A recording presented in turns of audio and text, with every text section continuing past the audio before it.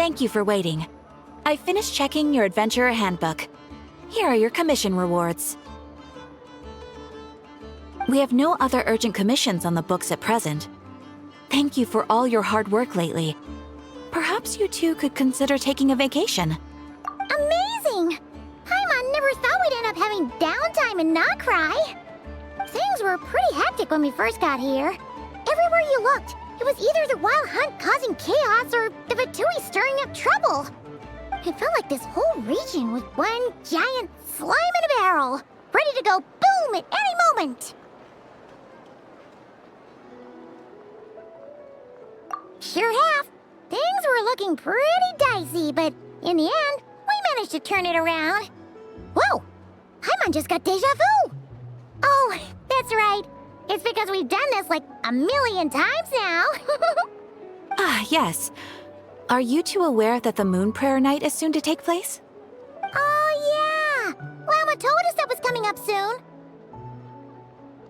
Wait, why do you mention it, though? Do people in Nasha Town celebrate it, too? Paimon thought it was just for Moon Goddess worshippers. You're partially right. Most people in Nasha Town just see the festival as an opportunity to do business. They do not concern themselves with the religious element. The festival was first celebrated by the Frost Moon Scions. On this day, they would wear moon prayer blossoms and celebrate the birth of the moon goddess through song and dance. They would also prepare food and handicrafts and give them as gifts to others. Over time, it became Nod-Krai's most lively festival. Whew! Sounds like fun! Great! Well, in the meantime, since Catherine doesn't have any commissions for us, let's focus on some personal business instead. When we first got here, you mentioned that this was where your spaceship landed? We didn't get to follow up on it at the time, because we got wrapped up in that whole rare air situation, but now we can finally start investigating it properly. Well, there's a saying Paimon's heard around these parts, which goes, if you lift up a rock, you'll find something you weren't looking for. By that logic, you'll never find what you're looking for while you're searching, but the moment you stop looking, it'll jump right out at you. Could be worth a try though, right? Anyway, Paimon suggests we focus on other stuff we want to do for now, and just keep an ear out for spaceship-related intel as we go.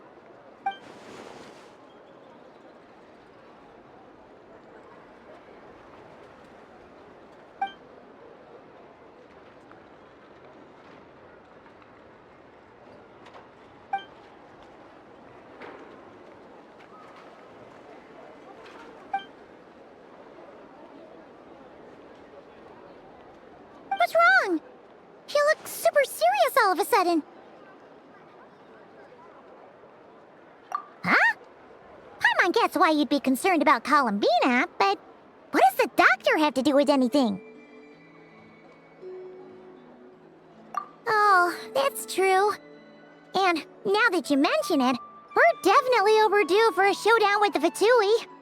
It is weird that he hasn't shown himself this whole time. What could he be up to? True. Paimon would much rather deal with Marionette anyway. She says the meanest things, but when it comes down to it, she doesn't seem like a bad person. Maybe it's the pressure of being a Fatus? Especially as a Harbinger. Does she feel like she's gotta act tough to keep up appearances or something?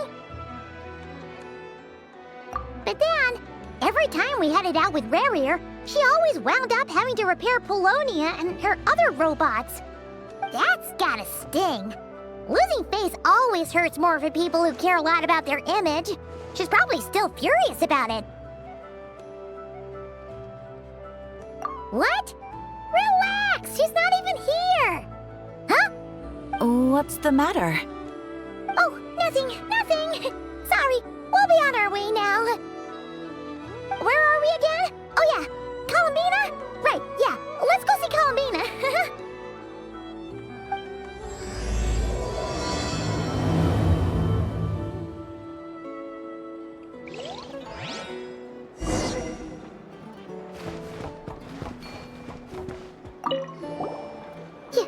You won't snitch on us, will you? I'm not entirely sure what you're talking about. But rest assured, I protect client and adventurer confidentiality as a matter of principle. Phew! That's a relief. Paimon does not want to get an earful from her.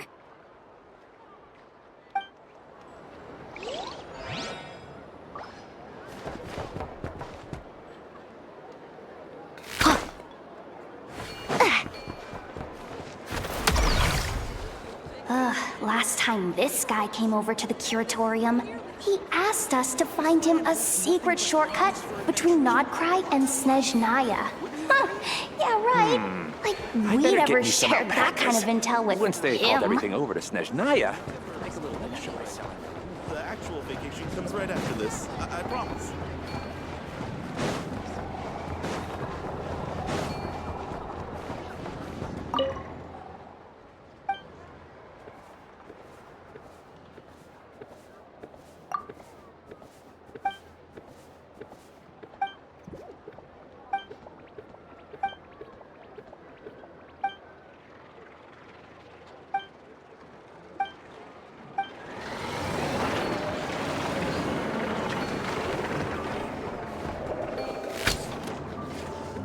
You're my target!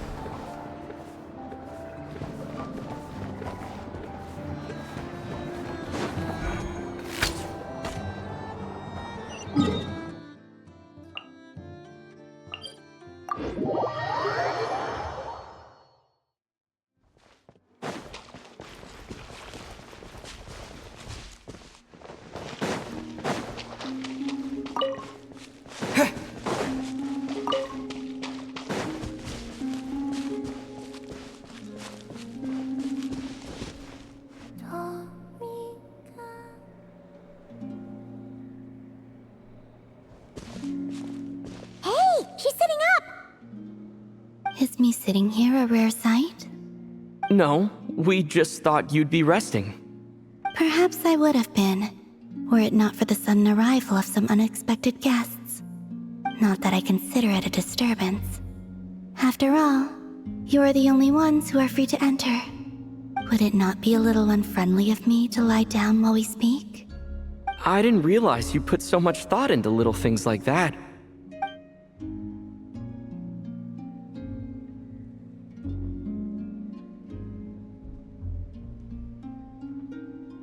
Only sometimes. There have been moments lately where I think about you and your companions. They are warm, mysterious, and cozy memories. Very few of my past memories are anything like that. They say that travelers return home bearing bags full of souvenirs. But my luggage was empty, and I believed it would stay that way. Return home? So, you're still planning on returning to the moon? Yes. This planet continues to reject me, reminding me that I do not belong here. If I remain in Teyvat, there will come a day that I disintegrate. And I don't mean reduced to dust or turned into food for the flowers. I mean, I will cease to exist entirely. Alright then. Well, we're sure gonna miss you. But it sounds like we'll have to say goodbye. How do you intend to return? The moon prayer night is soon to arrive. On that day, the moon will be closest to Teyvat. The Kuvaki in this land will reach its peak at that time. I merely need to grasp the tide, and with relatively little effort. Oh, Paimon gets it! It'll work like a slingshot! You make it sound like she's gonna get blasted up to the moon. If I did that, I suspect I would crash into the false sky.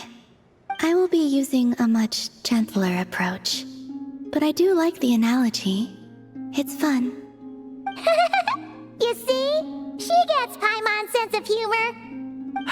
In the blink of an eye, the time has come to part ways. It does feel that way, doesn't it? Time seems to fly fastest when you are enjoying it. I have always thought of myself as a wanderer on this earth, and it has never expressed any desire to keep me here. Yet just as I plan to depart, it tugs at my arm. Is this a gesture of affection? Or is the world mocking me? Oh. Were you hoping I can answer that? Yes, you are a traveler, so you must have a lot of experience in this area. Then, what I would say is, enjoy the moment. That's right! Don't overthink it! Happiness is happiness and joy is joy! The point is to enjoy it, not analyze it! I see. Then what I would say is, even though I am very tired right now, I am still happy.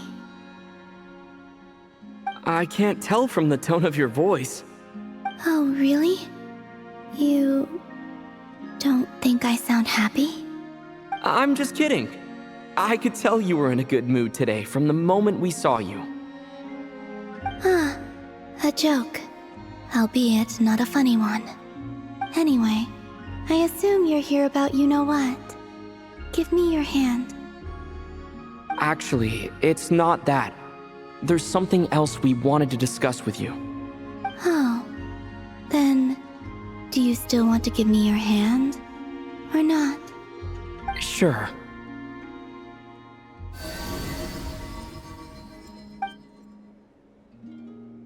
Thank you. So, I've heard that in the Moon Prayer Nights of the past, people here would hold celebrations in the Moon Goddess's honor. Since you helped so much in our fight against the Rehir of Solnari, I think you deserve a farewell party before you return home.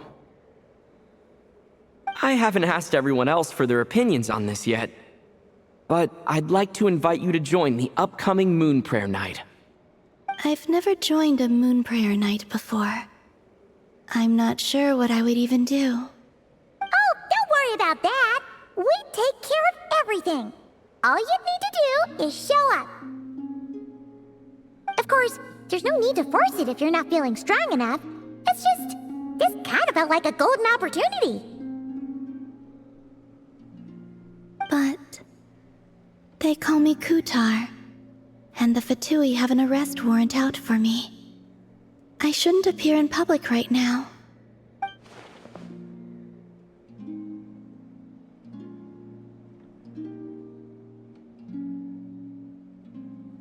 I'll make it work. You have my word. Yeah, we got your back. Well, he does. Paimon's actually not too sure what he's planning. All right, if you're sure. I will not refuse your invitation. I suppose it wouldn't hurt to pack a few more sights from this world into my suitcase before finally learning what my homeland looks like. Oh, if you see Lauma, please tell her that my answer to the question she asked me is neither yes nor no. Rather, it is, there is no need. That was kinda cryptic, but sure. Guess it's between the two of you. We'll pass along the message. Bye for now!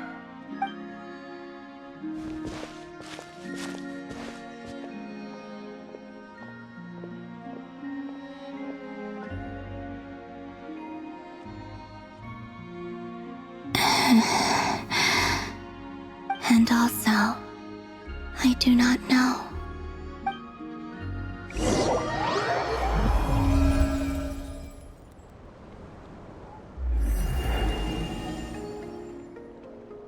Since she's agreed to join the festival, let's go see who else wants to take part. Lauma's gotta be the person most familiar with the Moon Prayer Night. We should start with her. Also, what exactly is your plan to keep her safe? Not sure yet. I'll figure something out. What? Are you serious? And Paimon even gave you her vote of confidence back there! Why did you become so sneaky?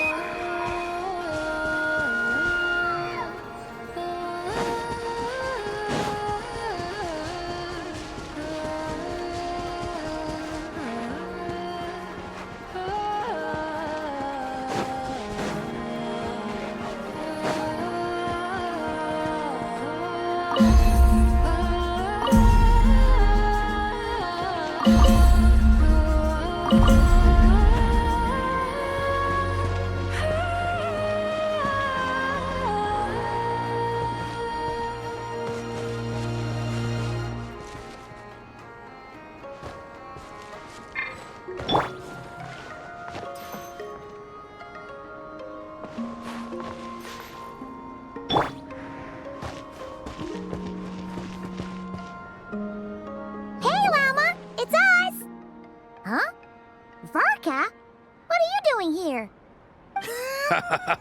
here? Beats me. I had a bit too much to drink last night, and when I woke up, I was on Hisi Island. Mr. Varka is helping to oversee Nasha Town's preparations for Moon Prayer Night. He is here to go over some details regarding the decorations and custom cloth designs. Right, yeah, that too. What do you mean, that too? Yes. Celebrating this festival is a long-held tradition here in Nod-Krai. On this day, the crescent moon at the top branches of the verdant crest turns into a full moon, and the moon prayer blossoms bloom with a special radiance. Our people take these to be blessed omens. It's an especially welcome event coming off the back of all that nasty business with Rare. Everyone got put through the ringer recently, and now they're looking to turn their fortunes around. The big shots in town all agree that a big, lively celebration is just what we need to rebuild people's faith in this place. No wonder Catherine said the people weren't so bothered about the religious element. That's right. It's become more of a local custom by this point. The celebrations have little to do with whether the religious stories behind this event are true or not. Even the Frost Moon Scions are eagerly awaiting the coming of Moon Prayer Night, despite now knowing that their past beliefs were founded on a falsehood. That's fair. It's a bit like the lantern ride in Liyue. It's a chance for people to enjoy themselves, not debate the existence of the Adepti. Oh, one other thing. We just went to see Columbina. We went ahead and invited her to take part in the festival this time. Hope it's okay. Wait, so... you mean she agreed to it? Huh.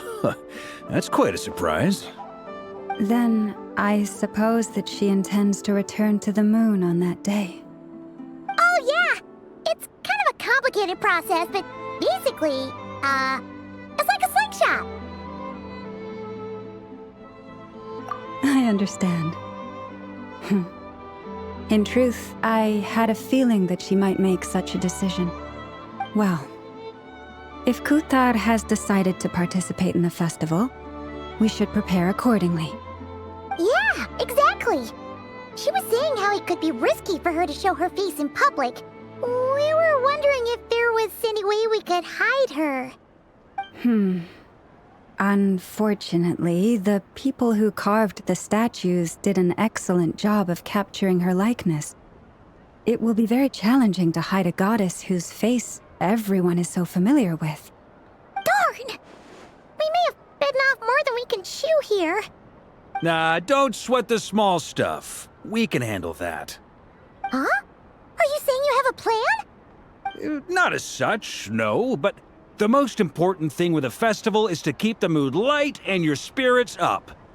You can't go preparing for a festival with those long faces. You'll never convince anyone to enjoy themselves. The Mondstatter spirit is strong with this one. As it happens, I agree with Mr. Varka. Let's start by making our appreciation for Kuthar the beating heart of the festive atmosphere. And who knows? Once we get the ball rolling, perhaps everything will just fall into place. Hey! Did you catch that? Lama said the thing! Or close enough, at least. I'm looking forward to the Moon Prayer Night already. We have a festival in Mondstadt called Windbloom, and you can always tell which couples are celebrating it for their first time by the smiles on their faces. Big, beaming smiles like their whole face is glowing. And I have a feeling we'll get to see that same smile on the Moon Goddess's face at this festival. Not quite the same, surely. Anyway, I'll take care of business in the city, but I'll have to leave the decor up to you and the Frost Moon Scions. No one else can capture that traditional aesthetic quite like you guys. But lastly, there's the final key element that brings the festival to life. Companionship.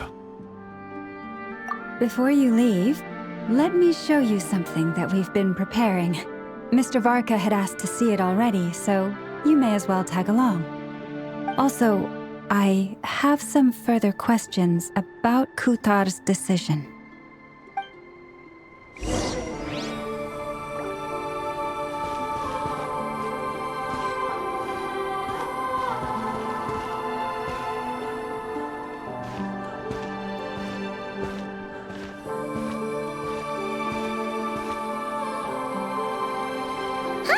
What's this?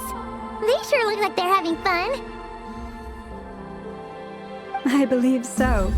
Kuhenki seem very skilled at playing drums like these, although I'm not sure where they learned it from. Maybe it's an innate talent? In their eyes, they're probably just playing with toys.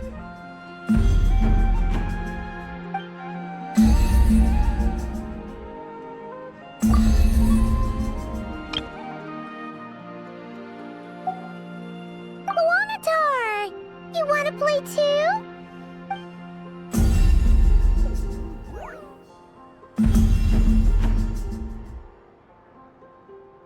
Yeah. She looks more confused than anything. Maybe we can teach her next time if we get the chance.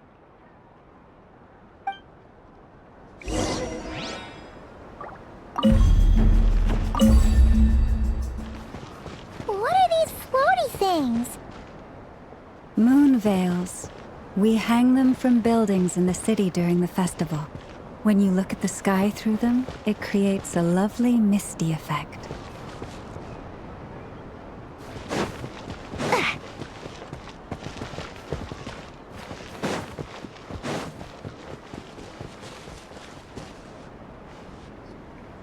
Everyone seems hard at work. They are preparing items for Moon Prayer Night. For instance, the sculpture being made over here, Mr. Varka and I were just finalizing the details of where it will be placed. Ah, there she is. I didn't know the finished article would be so large. Not to worry, though. All the necessary arrangements have been made. Just let me know once it's ready, and I'll get some people to ship it over. You have my thanks. And over here, we are preparing a very traditional confection. Oh, look at all these colors! It looks great! Can Paimon try one? Of course. I have a feeling you'll like it a lot. You bet! Sweets and treats are Paimon's favorite! If you included those in the Feast of the Moon, I bet Paimon would have joined the Frost Moon Scions by now. There will also be verdant crests like this present in Nasha Town during the festival. The timing of Moon Prayer Night is not completely set in advance. We make a rough estimate, then observe the changes in the verdant crests and moon prayer blossoms to guide us. As such, the wait itself is a fun feature of this particular festival.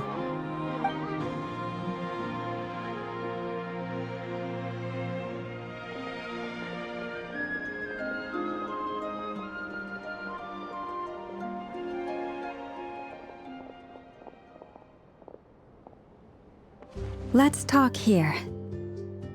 To tell the truth, I am very surprised to hear that Kutar is willing to participate in the festival. I once asked her if she'd be willing to stay with the Frost Moon Scions. I could introduce her to everyone, and we could be a family to one another. She did not answer, but she has not appeared here since. I took this to mean her answer was no, but if that were the case, she would not have accepted this invitation.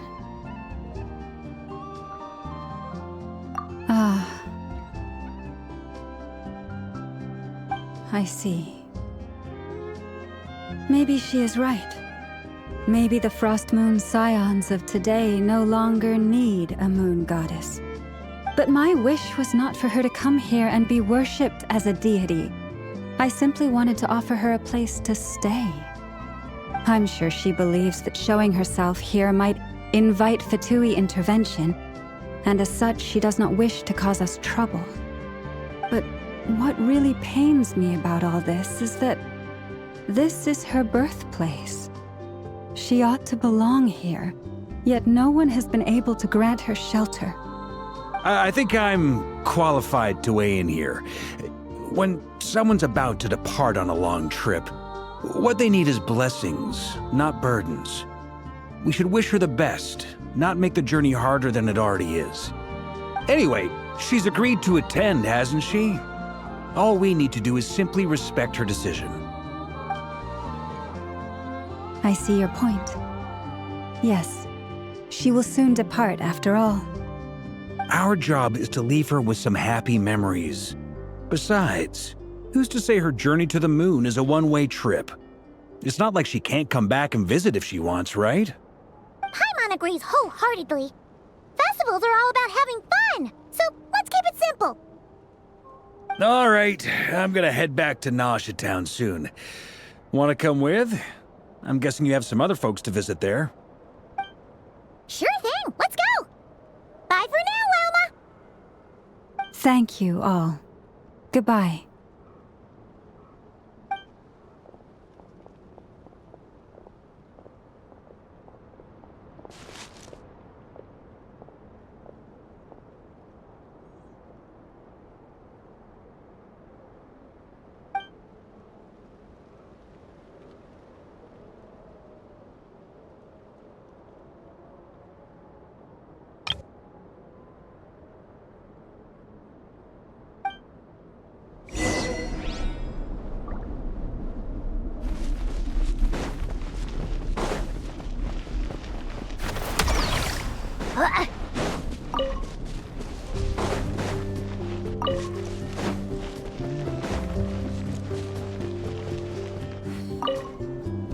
Goodbye for now.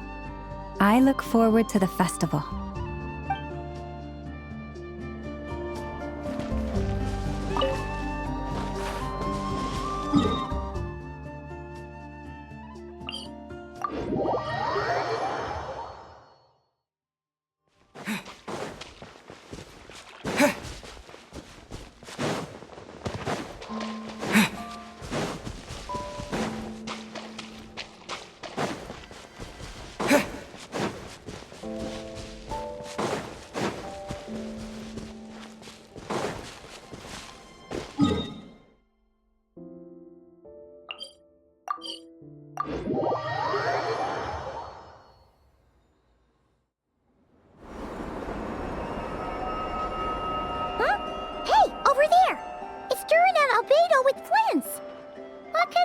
Chatting about?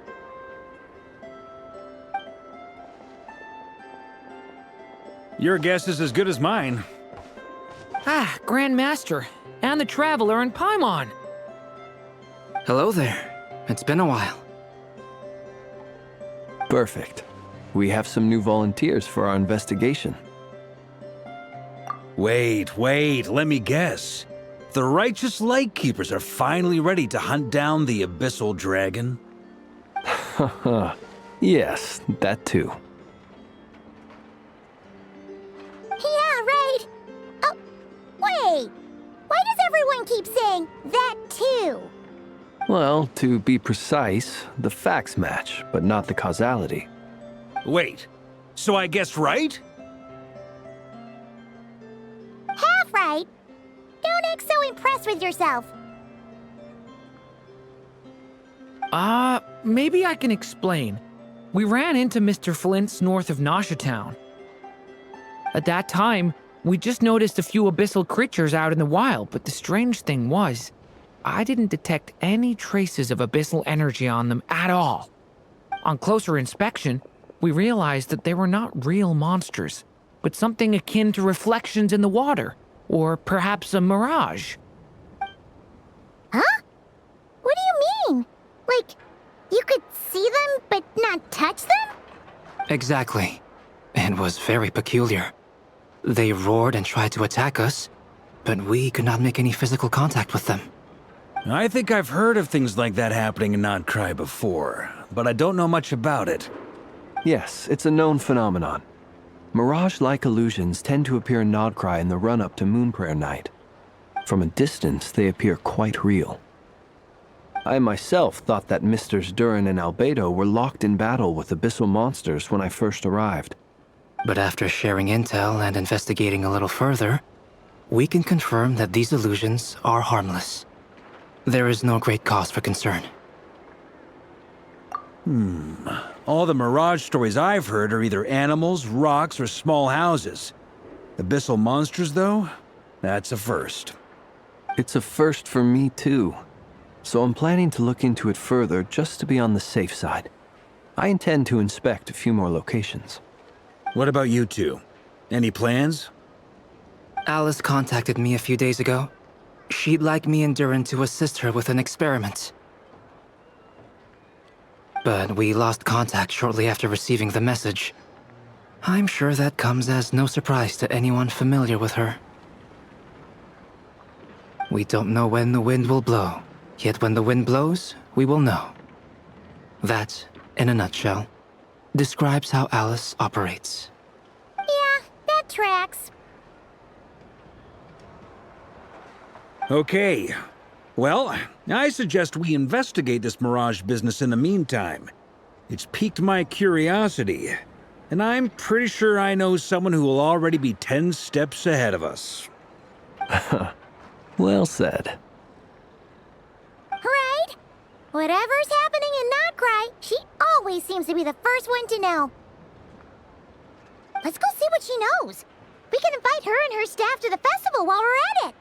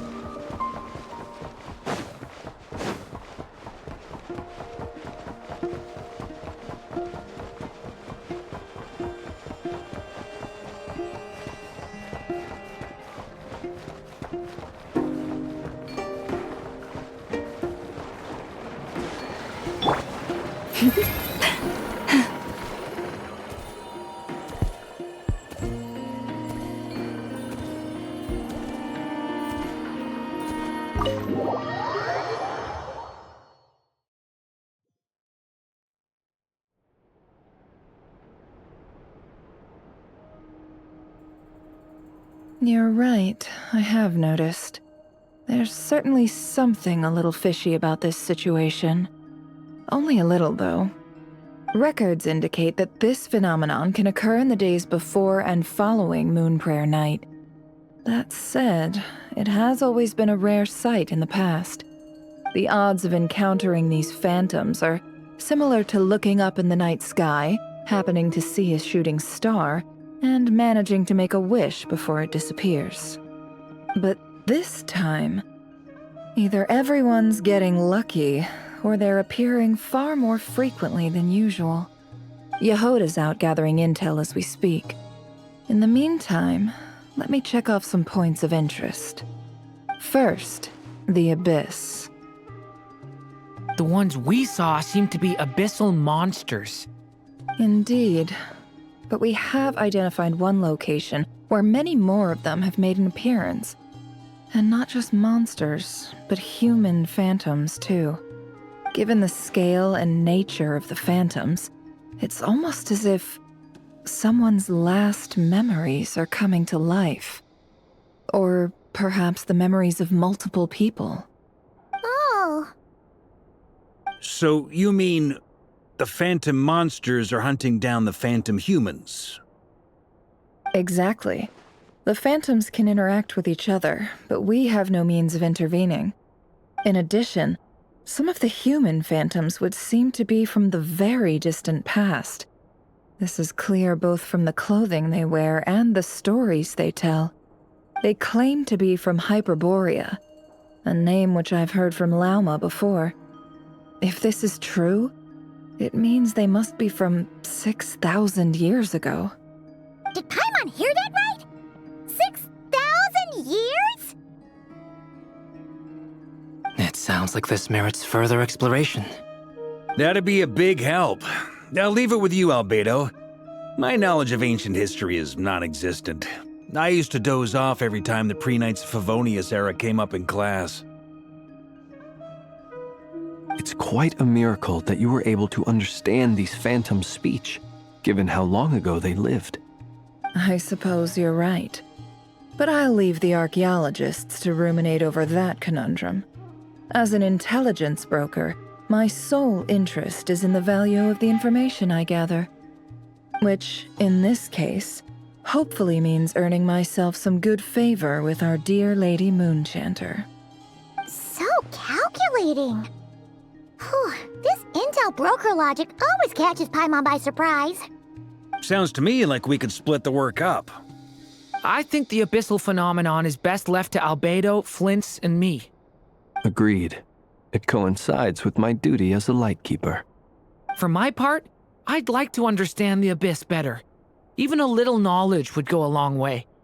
This is certainly a rare opportunity to study the abyss.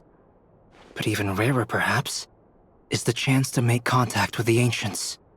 The Curatorium will take the lead on investigating the Hyperboreans. We put in the work to learn what we know so far.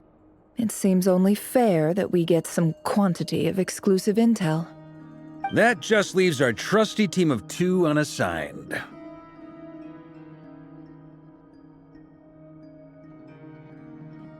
Since you became an honorary knight, of course. This was part of my grand plan all along. Ha ha ha! Oh yeah, by the way, we managed to convince Columbina to come to the Moon Prayer Night celebrations. Would you and Yehoda like to join too? She agreed to that? Huh. Quite an achievement. Never underestimate the traveler, I guess. I'd be happy to join. No point shutting myself inside when the streets are all decked out. I doubt any clients will be visiting during the festival in any case. And Yehoda loves a party, so I'm sure she'll jump at the opportunity. No, no, no, no, no, no, no, no, no, no! Way to contradict me in front of... Wait, no, that's not what I have bad news, boss. So many people. All right, everyone inside, quick!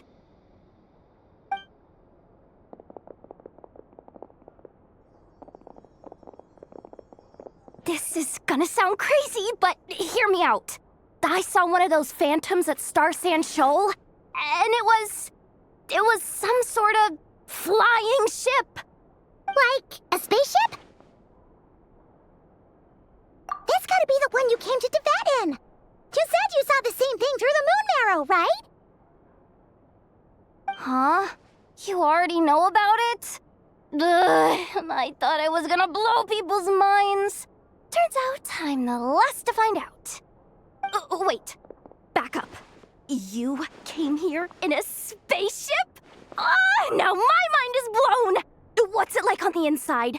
Was it like flying through space? I want to know everything!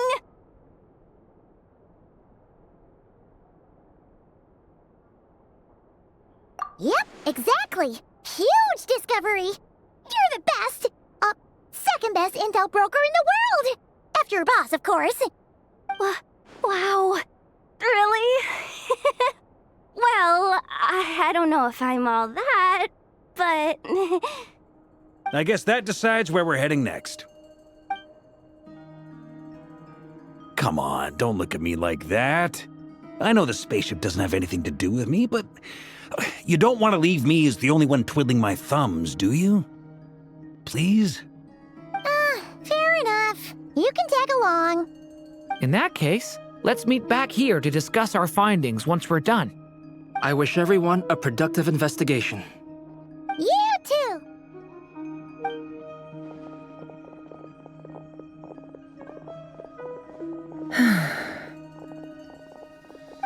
What's up, boss?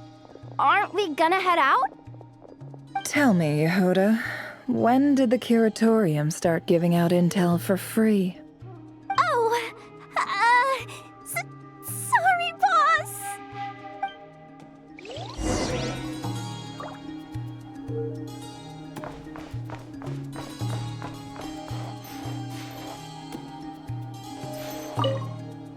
We can't unshare information any more than water spilled on sand can be put back in the bucket.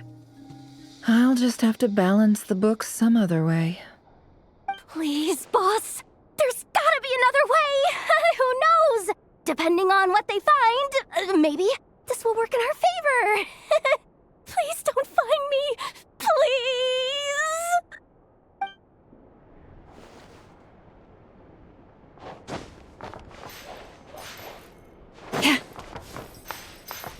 Forest, protect us. You're not going anywhere!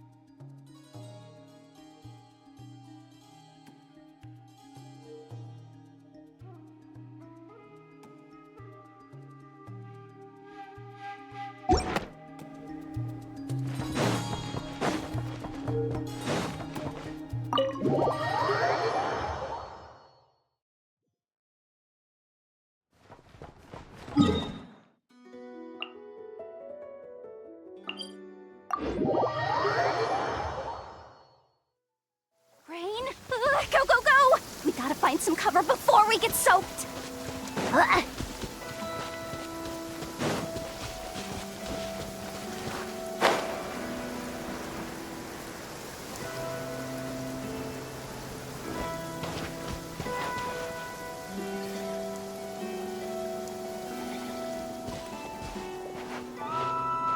Wow, what do you know? Yehuda was right on the money. This phantom really is your spaceship. But that's so weird. Why would it show up here? Is it some kind of projection? Or a ghost? Like, maybe it no longer exists, but somehow it left an afterimage? Ah, you're already here. Miss Lauma, what a surprise. I thought you were busy with festival preparations. I was, until one of our people informed me that a strange sight had appeared at Starsand Shoal. No one's ever seen something quite like this before. I thought I should see it for myself. Same here. Oh, so we heard that these things appear around the festival period. Any idea why that is? unfortunately not. We have very limited information about them, since they can't be interacted with.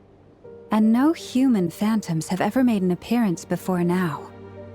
The most we've been able to deduce is that these sightings appear to be connected to the increase in Kuvaki energy around this time. Yeah, seems like that's all we can do. This is all so confusing. Allow me to lend you a hand.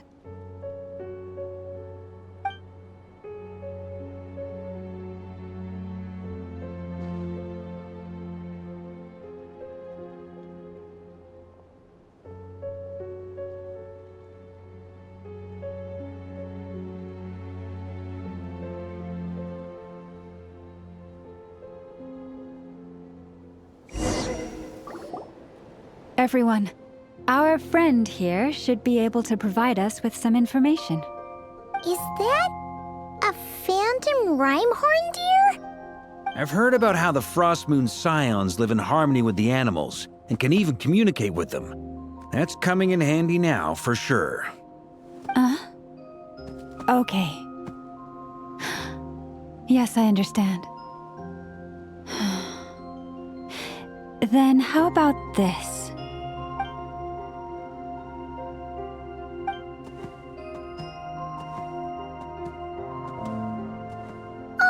It's leaving! It appears to share our curiosity about this giant spaceship, so I asked it if it wouldn't mind investigating along with some friends. In return, I told it about some nearby spots where the wild fruit grows abundantly. We may live in a different era from these phantoms, but I trust that the terrain, climate, and ecology here are more resistant to the effects of time than some things are. Let's give them a moment and hope for the best.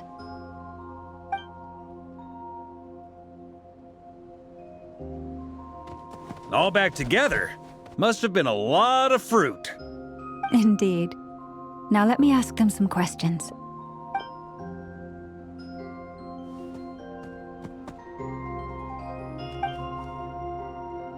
It did find a lot of wild fruit, enough for them to feast for a long while. This puffin circled in the air several times, but didn't spot anything out of the ordinary. Certainly nothing to do with the spaceship. Huh. Well, it definitely makes sense to get a bird's eye view. Indeed. Other than that, I was also thinking that the world these phantoms see is also different from ours. Oh, I get what you mean. The wild fruit exist in both times and spaces, but there might also be things that only exist in that space-time, which we can't see.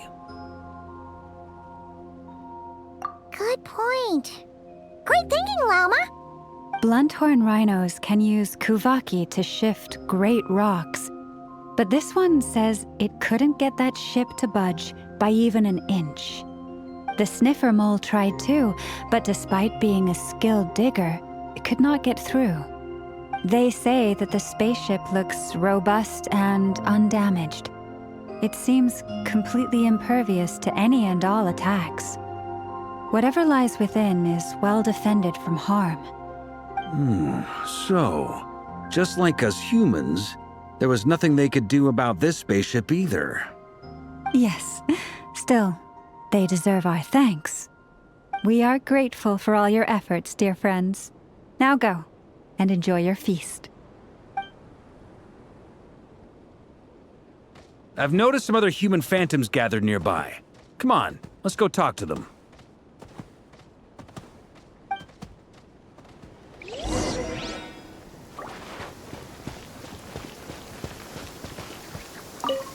Those illusions and those people. It's all a little creepy, don't you think? Nah, all part of the festive atmosphere.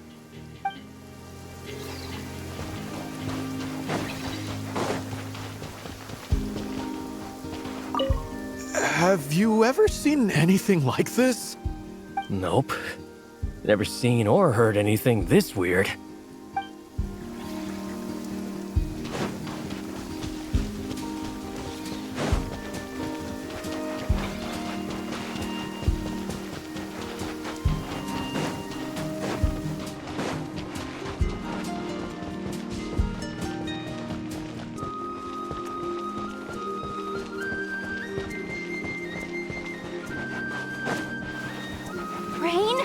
Go, go, go! We gotta find some cover before we get soaked. What is this thing? I've never seen it move, and there's no way to get inside. Goodness knows. My grandpa says it's been sitting here at least since his grandpa was still alive. What about his grandpa? Did he say anything to your grandpa's grandpa about it? Huh? I don't know. In all likelihood, it was here back then too. Hard to imagine something this huge could move. Guess that means that as far as they're concerned, this ship's been around a long time.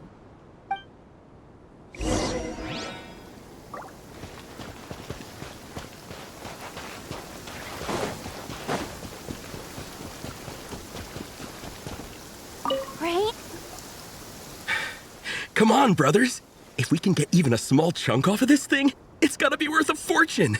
Today is the day we strike it rich. Huh? You mean Paimon? Yes, brother, I shall join you. Let's make our fortune. We should go with them. What the? This thing is crazy tough. I can't even scratch it. What's it made of? Sorry, brother. Looks like we'll have to seek our fortunes elsewhere. Enjoying yourself? I was just seeing if I could influence this phantom's perception by playing. But nope, no dice.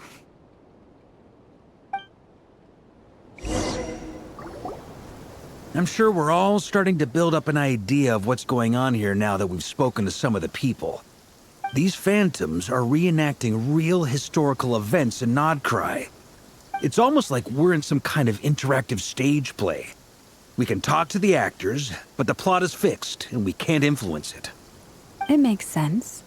History is set in stone. The objective facts of the past cannot be changed. Paimon totally thought you were just goofing around earlier. But actually, you were doing some serious investigating. Of course I was. Anyway, at this point, I think we're forced to conclude that although the Phantom spaceship is right there in front of us, we aren't going to learn much about it from these people.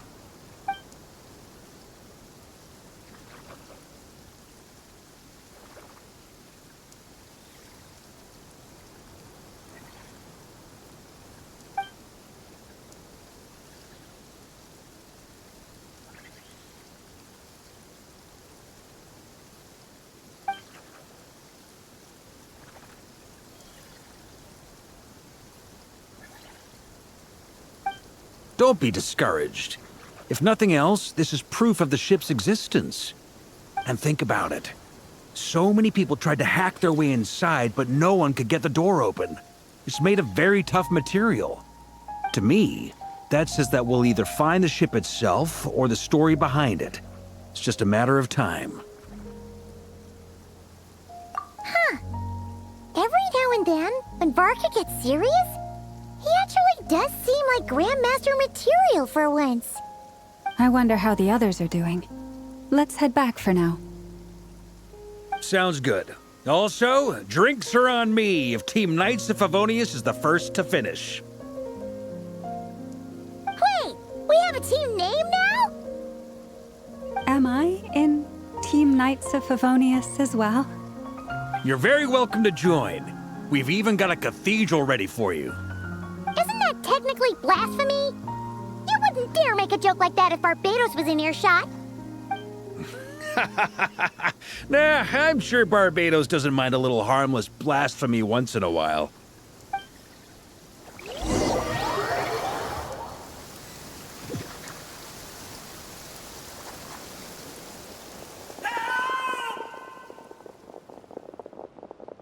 Oh, no!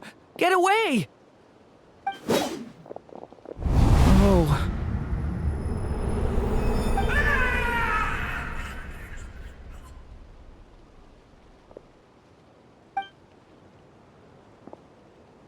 I know it's hard to stomach, Mr. Duran. But as I'm sure you've noticed, there is nothing we can do to intervene in that which unfolds before us. But we have to at least try. And try you have.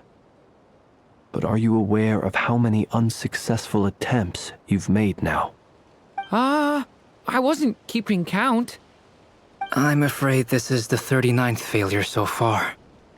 Or the 5th if we're only counting this particular victim. There are no indications that these phantoms may be altered in any way. You seem to have calmed down a little. I'll make us a fire. You should rest and have some water. Feeling any better now, Mr. Durin? May I ask a few questions? Be my guest. What exactly are we witnessing here? What happened to those people? My guess would be that we are seeing Nod-Krai during the Conrian Cataclysm. Would that be accurate? Conria. That is correct.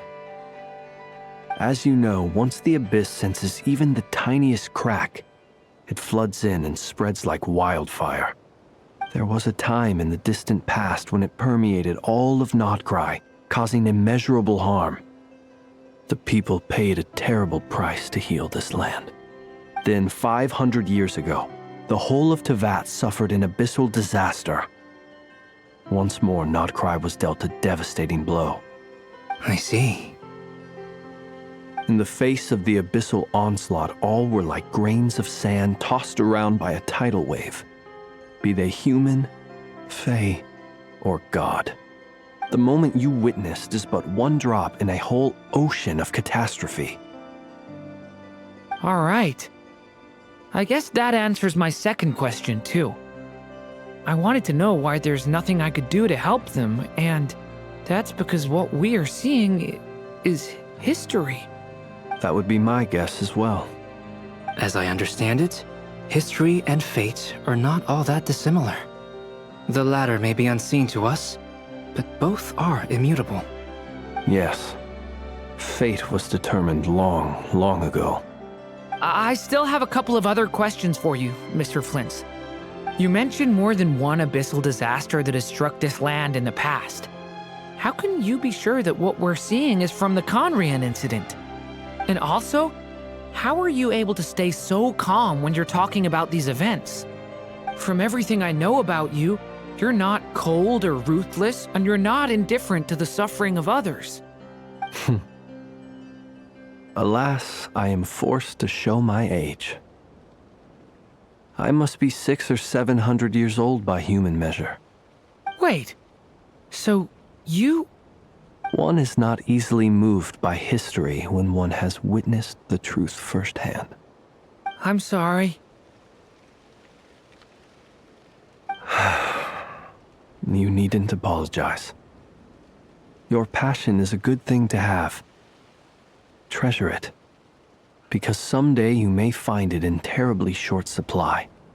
Now, at the risk of offending you, I have a question in return. Your curiosity toward the Abyss, is it born from hatred or because you sense its call? I only ask because I kept a fragment of Rarir's body in my lantern for a short time. Specifically, his heart. So I know what a burden it can be to carry the Abyss with you. And I hear its power growling from somewhere within you. In my eyes, your mere existence is a miracle. My honest answer is... I don't know. I don't think I have the confidence to say for certain. What I will say is the Abyss is not the only issue that haunts me. Even before I became who I am today, the question dogged me constantly. Should I even exist at all? My doubts remain unresolved. But when we fought Rarir, something became a little clearer to me. Sometimes it is the darkness within us that allows us to achieve the impossible. I certainly got the sense from your 39 attempts that you were trying to achieve the impossible. It sounds like you've resolved to see the truth for yourself. Absolutely. In that sense, he and I are quite similar. Then I wish you every success. I look forward to the day of your transcension. Well, if everyone's caught their breath, I suppose we should head back. Oh, and one last thing. I'd appreciate if you kept our discussion about history a secret.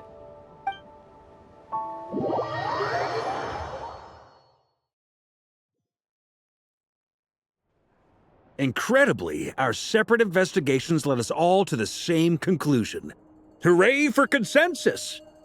Yeah, but we barely learned anything, though. I totally thought this would be the mother lode. Talking with the ancients? I mean, come on! But nope. All we got was useless snippets of conversation. And all this stuff about moons and hyperopia. What a load of baloney. Seems like people back then had a few screws loose. I understand your frustration. We found the same issue. Each phantom only showed a very brief moment in time. There isn't much value to be found in these miscellaneous fragments of a civilization's history, no matter how glorious it may have been. If there's a silver lining, it's that these phantoms are harmless to the present reality. They shouldn't get in the way of the festivities. Paimon agrees. And not just because it's the first thing she understood in this whole conversation. You look disappointed, Nefer. Is something the matter? What do you think? We all worked our tails off, but the only one to gain anything from it was you, Lady Moonjanter. Well, please do share the Hyperborean records with me. I will gladly inscribe them in our people's documents. Oh, duh! Yeah! That was it! Hyperborea! Hyperborea. I'm serious. Only an expert in the Frostmoon Scions and their history can turn these records into valuable research material. The alternative is to let them gather dust on the Curatorium's storage shelves until the pages turn yellow. Nefer, you're wise enough to know that cooperating and sharing the profits is the best course of action here. Well, that goes without saying. Sure, let's do that. Huh? But didn't you say we aren't supposed to give out intel for free? Sorry. Shutting up. Shutting up. Now is not a good time to push Nefer's buttons. Anyway, back to Moon Prayer Night. I'm thinking that we should prepare something a little special, aside from the usual decorations and so on. You mean a parting gift? Can't go wrong with food. Although, does food go bad on the moon? Perhaps a lantern would be a better choice. It might be dark up there. It could prove difficult to light a lantern on the moon. Magical stones might serve that purpose better. What about a clockwork mecha model from Fontaine? I've got a whole bunch at home. I use them for fighting practice in my free time. None of these sound like things she would be even remotely interested in. But we don't interact with her enough to know what she likes. Yeah. It would really save us the guesswork if someone could find out what she's into. Wait, what the? Traveler? They're all looking at you. Great! Haha, problem solved. Now, I need to stop by Dory's. Gonna need her help sourcing a bunch of stuff for the festival. Then let's leave it there for now. We all have our own business to attend to. Traveler, if you find out what Kutar likes, let us know right away.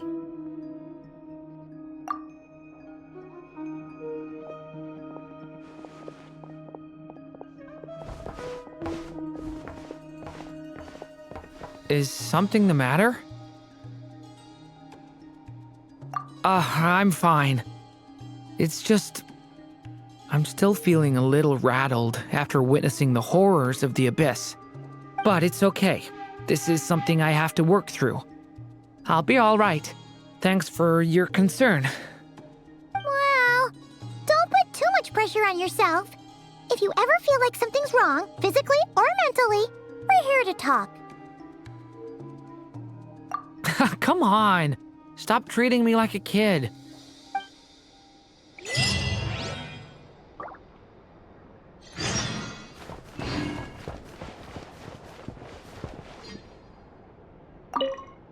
You should get going. It's important that we ascertain what Kutar likes.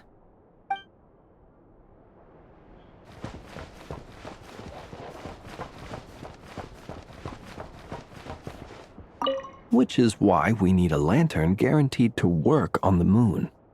Yes, I have a few ideas, but the lantern itself is the easy part. The real issue is how little we know about the lunar environment. Wait, you two are serious about this? Let's just say I'm intrigued by these shining magical stones that Mr. Albedo has mentioned.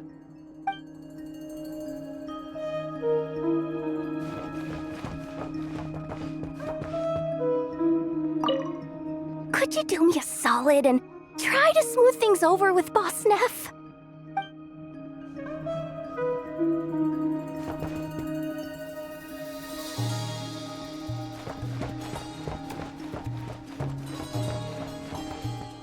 Miss Lauma, would you accompany me into town? I think it'd be best if you saw the Frost Moon Scion's decorations for yourself. Very well. Let's go.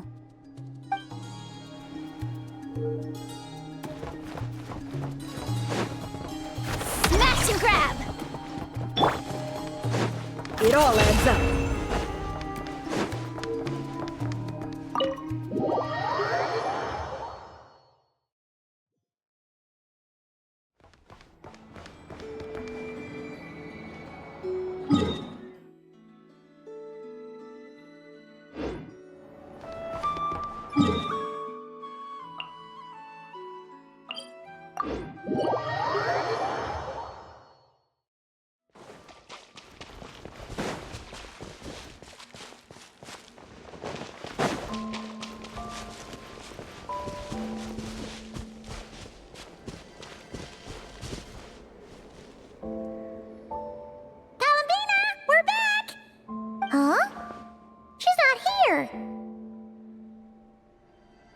Weren't there a few Kuhenki here last time, too? Where did they all go? Walkies? For Kuhenki? You're not pets, you know. Oh, well. Looks like we just came at a bad time.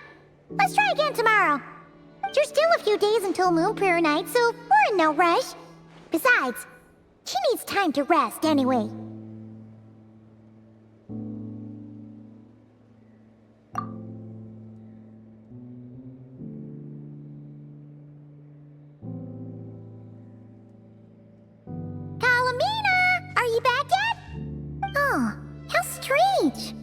Looks like she still isn't here.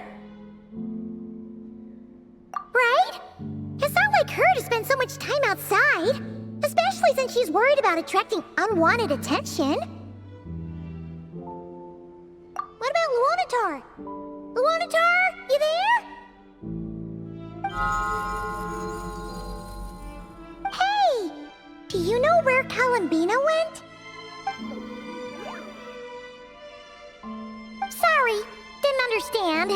But if you know where she is, could you take us to her? Yeah, that's even stranger. What about him?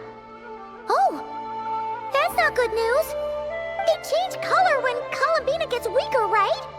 And they look super pale right now.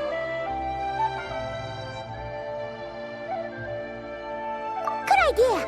She might know what's happening.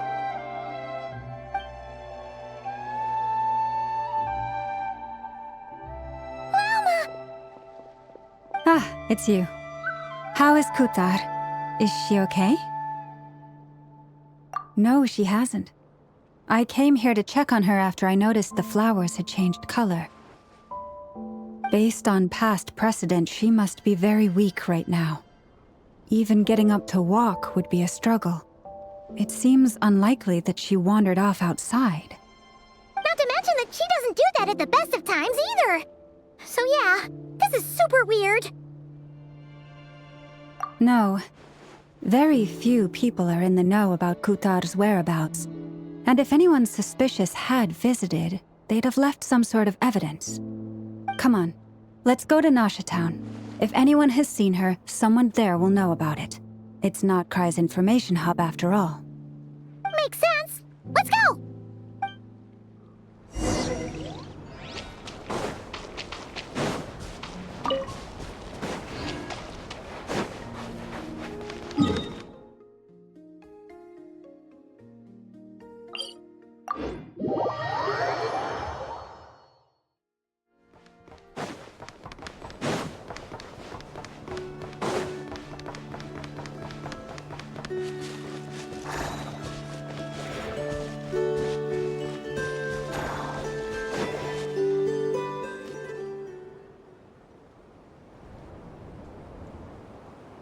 Moment. Is it just Paimon, or is this doll kind of suspicious? It's never been here before, right? No, I don't recognize it. Alas, your free and easy adventure time is over. Now, prepare to face the final boss of Nod-Krai. Whoa! Where'd that voice come from? Not sure. But it's definitely hostile. No, not that way. The final boss is right here. The sniffer mole? That's the final boss? Surely not. Also... Okay, the jig is up. I'll stop teasing you. Turn around. I'm right behind you.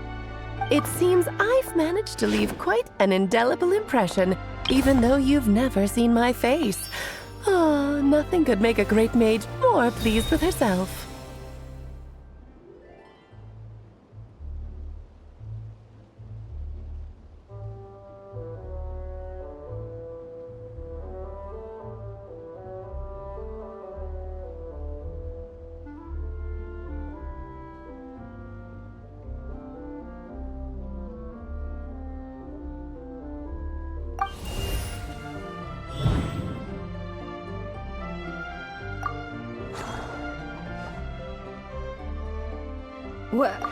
What is going on? I've heard that all the big shots in Teyvat have long, wordy titles that stun people speechless when they make their entrance. Unfortunately, none of them are affiliated with the Hexen Circle, and we ourselves keep a very low profile. The notorious name-dropping doesn't quite work for us. Still, I, for one, think I'm really quite amazing. So that didn't stop me from coming up with a title anyway. Alice! It's really you this time? Not a lantern or a Dodoko, but Alice in the flesh? Ah, that's right. So, what do you think? How does it feel to finally meet me?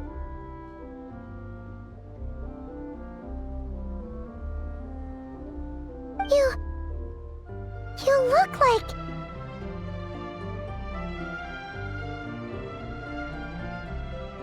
Oh, that's the first thing you thought. A little surprising, but that actually makes me very happy.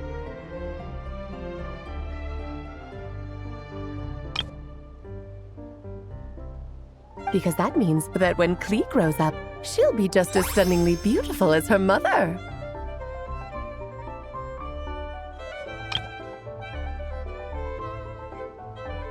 So she's a friend of yours? Kind of. This is actually the first time we've seen her in person. I see. Madam Mage, that was, quite a powerful entrance. I certainly won't be forgetting it anytime soon. It's okay, Lauma, don't force it. Paimon will do the honors. This is Alice from the Hexen Circle. She's a friend of ours. And of Arcus, too. That's right. She's a good person, just kinda... unpredictable. Well, what is the human heart if not unpredictable? If we could not do as we please, how would we differ from machines? I am Lauma, Moon Chanter of the Frost Moon Scions. It is a pleasure to meet you. Oh, I know. Before you got here, I spent a good, 15 minutes getting up to speed on Nod-Krai's present situation. In other words, I've read the whole "in the last episode" part, so we can skip the pleasantries. Fair enough. Well, Miss Alice, I can already tell that you have quite a unique personality. He'll get used to it. Paimon sure is. So anyway, what are you doing in Nod-Krai, Alice? Oh, I thought I told you already. This time, I'm the final boss. And what a formidable foe I shall be. Powerful, confident, decisive, and good luck finding my weak spot. You will never succeed.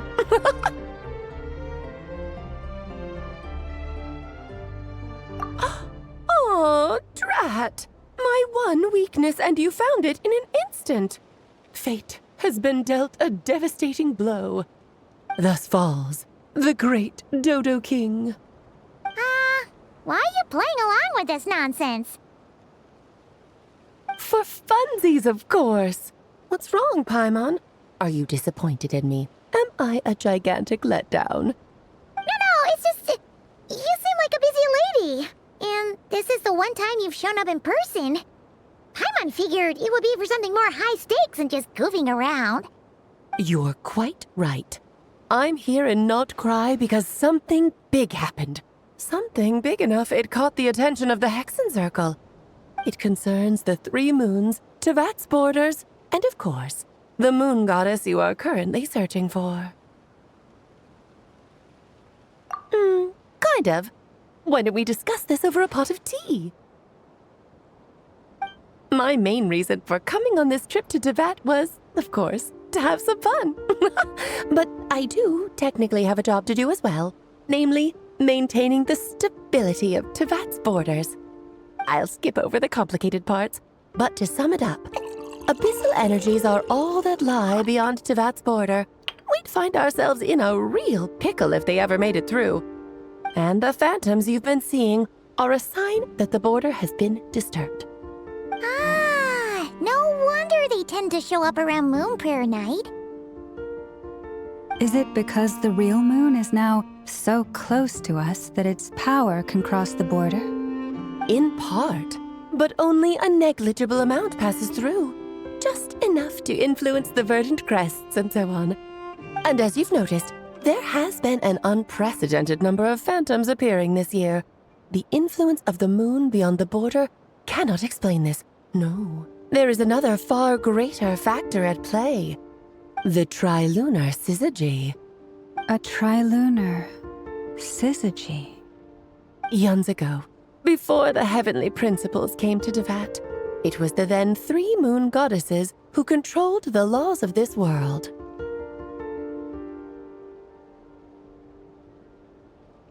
Oh, that's exactly it! The 3 goddesses split these powers amongst themselves, promising never to consolidate them into one singular body. This was meant to keep the world stable.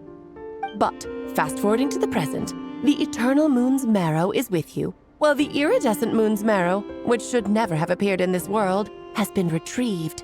Add that to the presence of a moon goddess in the flesh and... the power of all 3 moons is gathered here in Nod-Krai. There hasn't been an event like this since the War of Funerary Flame. And it's having a noticeable effect on Teyvat's borders. Because I wish to give my darling daughter a peaceful, sunny environment to grow up in. Is that a good enough reason? Kinda sounds like you're dodging the question, but it does make sense. Well, that's one reason anyway, and the most important one. The others are a little complicated to explain. For instance, cleaning up after dearest Miss R. Albedo could tell you more about that if you're curious, but right now, I have a more important question to ask you. Why are you collecting the moon marrows? I see. Nicole told me about that legend once. Nicole? Meet Anne? Oh, so you remember. Yes, of course. That was a story about fate, her area of expertise. But back to the story of our dear moon goddess. I'm afraid her intended method of returning to the moon is unlikely to work anymore. What does that mean? She may be missing, but she hasn't gone anywhere. She has disappeared.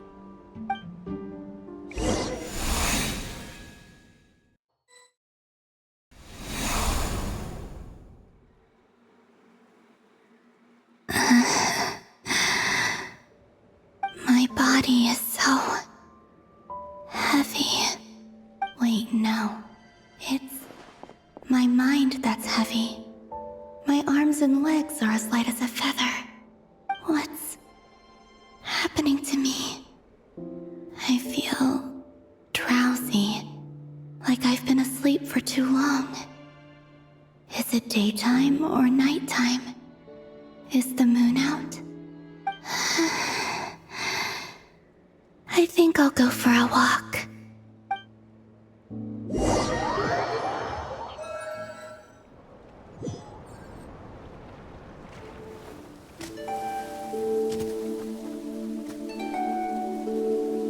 Are you out for a walk too? Huh?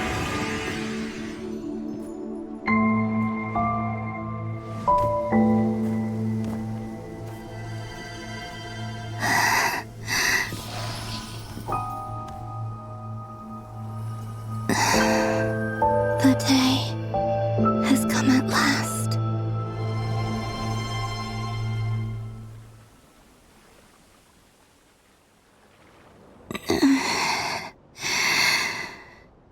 Have I grown so weak that I can't even sustain my physical form? But Moon Prayer Night is nearly here. I was so close to returning home.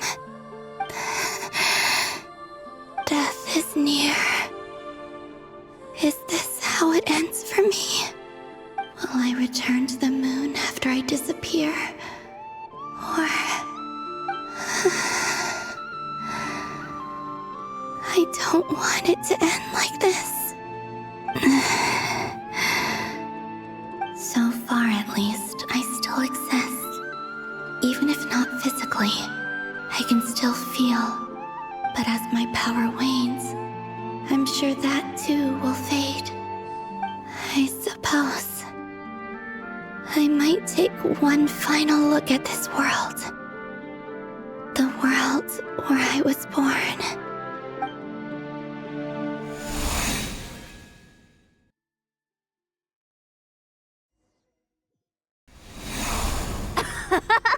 Come on! Come on! Wait for me! The Frost Moon Enclave. How much it has changed since I was born.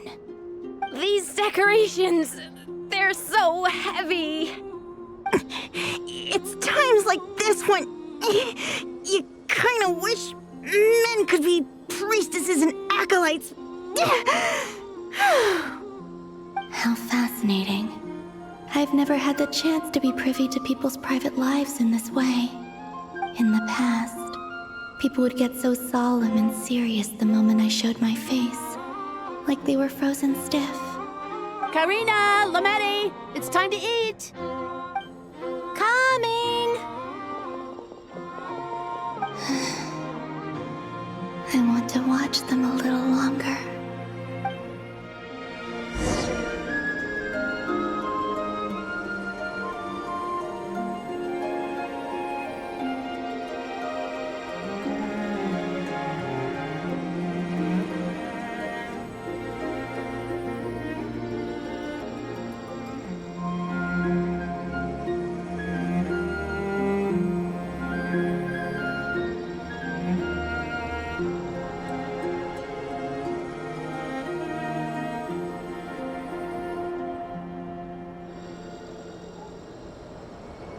So just fill these balloons with air, right?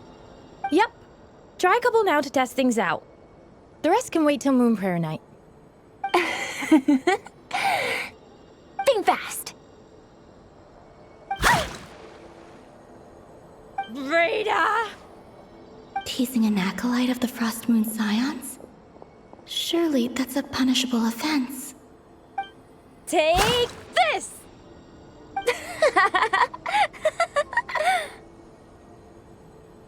Huh? All right, enough horsing around. Lady Lauma gave us a task. We should get back to it. The task is just to check that the balloons don't leak, right? Doesn't matter if we fill them with air or water. Yeah. Okay, you got me there. And you got me there. But still, we can't use all the balloons before the festival even starts. We won't use all of them. And as long as Lady Lauma's trusted acolyte doesn't snitch, this can stay as a little secret between friends. A couple more can't do any harm, right? Oh, you menace. Then, think fast! Is pumping a balloon full of water really so much fun?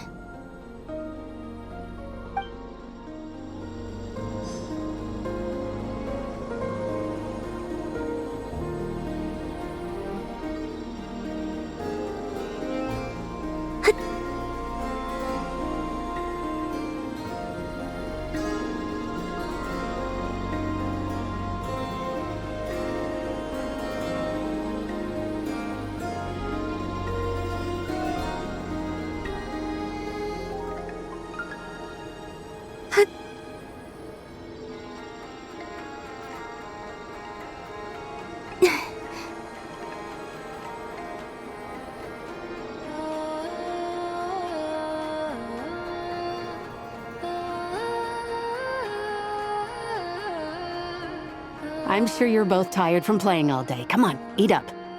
A plain, humble meal. That has always been the way of the Frost Moon Scions. Huh?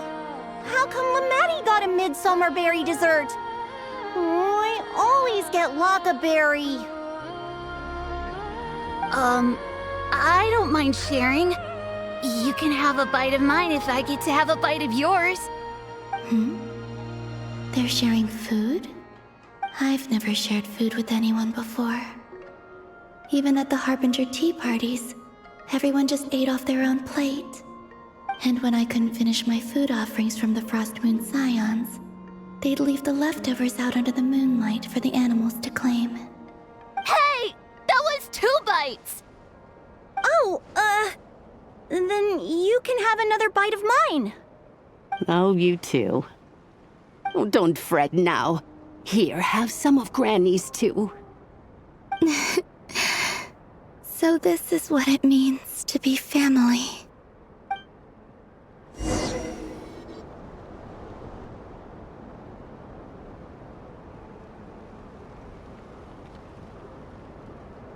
I'm seeing so much that I'd never usually get to see. They'd never act like this when I was around. It's nice, being able to just watch people in peace in these final moments. What a rare opportunity. I think I'll go take a look around Nasha Town, too. Maybe the Traveler will be there.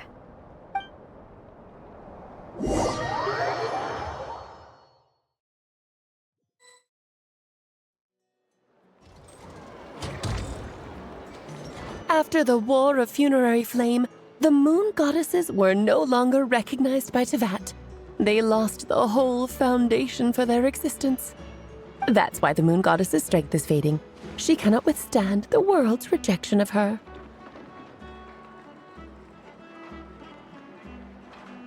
To be more pedantic about it, the moon goddesses did something to offend the heavenly principles, and that's why they were ousted.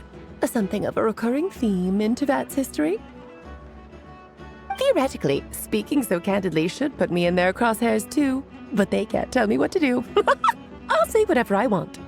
Anywho, the Moon Marrow energies were but a drop in the bucket for her, and that battle against the Ray Hair of Solnari only weakened her further.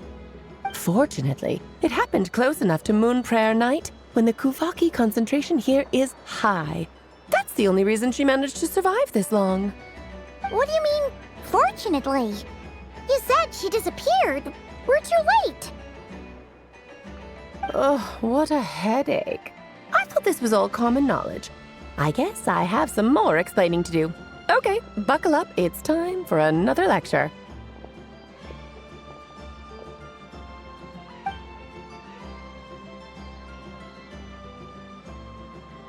Now, I said earlier that the moon goddesses lost the foundation for their existence. The reason for that has to do with the natural order. Basically, the rationale for their existence in Teyvat was lost. The same logic applies to the present moon goddess, too. Consider her existence so far. Her comrades in the Fatui called her Damselette. And she was worshipped as Kutar by the Frost Moon Scions. But these connections have now been severed, whether by her hand or yours. So, the rationale that once sustained her existence is now gone. Wait, we did that to her? Oh, well, strictly speaking, yes. But let's not start pointing fingers, shall we? I'll only end up as the big bad villain, and that's not the kind of final boss I want to be.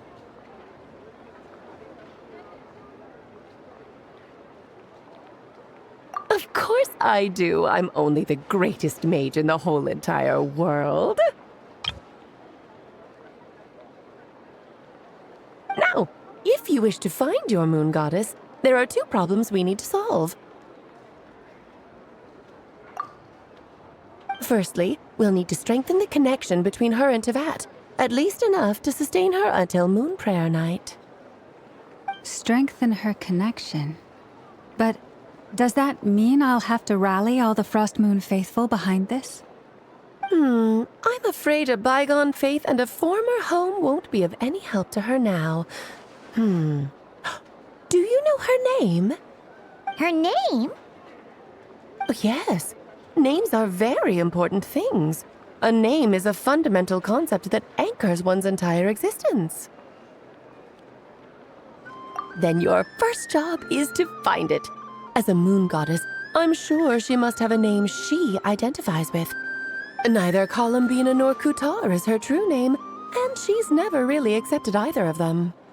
So, finding out her real name is enough to sustain her existence?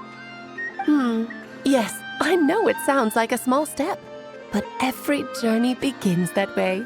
So for now, that's all we need to focus on. The second problem is with her plan to use the moon marrows to return to the moon. Unfortunately, piercing through the false sky will take an enormous amount of power. Given her current condition, she won't be able to provide anywhere near enough power, even if she recovers her physical form. But no need to fret. Nicole's the expert in this field, and I'm sure she'll figure something out. Wait, Mage N is going to help us out too? That means we've got 2 Hexencircle mages on the case. This is turning into a pretty big deal. Actually, this is more of a side quest for me. Like you said, I'm a busy lady, so I can't stay for too long. I'll have to return to Teyvat's border soon. That's the upside you get for looking out for my little Klee. Hopefully that will incentivize you to carry on keeping her company in the future.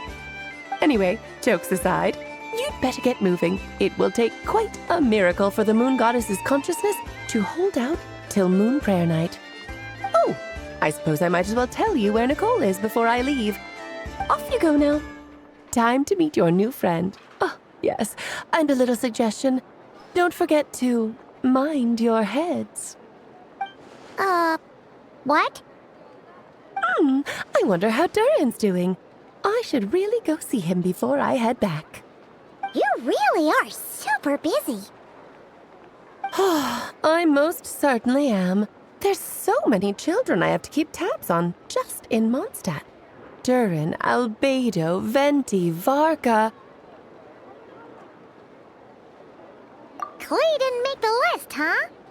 Of course not. Klee is my pride and joy.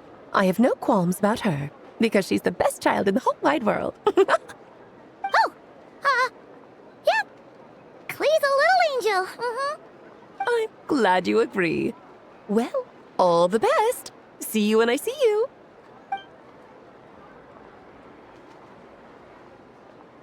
She left in a hurry. Yeah, she didn't pack up her stall. Should we handle it for her? I must say, I'm now very curious about her daughter. Klee, wasn't it? What's she like? That's a long story. Come on, we'll fill you in as we go.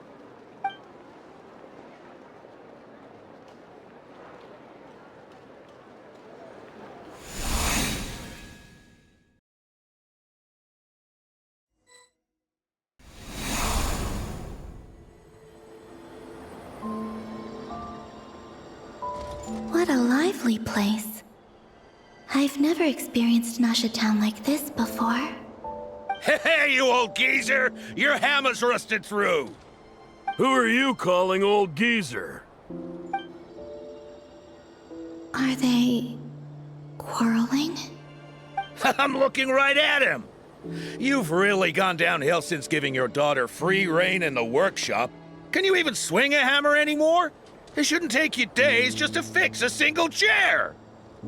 You might as well use that hammer to massage my back for all the good it's doing.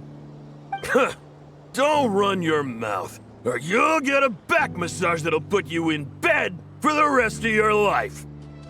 Look, the materials haven't arrived yet, all right? You know how busy it gets in the days before Moon Prayer Night.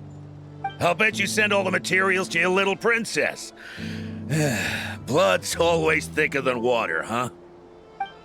All right, you've made your point, Uncle Kusky. As soon as the materials arrive, fixing your chair will be the #1 priority. And Dad, if you've got time to chat, why don't you lend me a hand, See? Lolka knows what the score is. I guess they're friends. But the way they spoke to each other was so ugly. Then again, it wouldn't be the first time I've seen something like this. Columbina! Sing outside my door in the middle of the night one more time, and I'll unscrew your vocal cords. You hear me? Oh, Zandrone. So that was her way of trying to be friends with me. What a pity. I won't get the chance to say any ugly things in reply.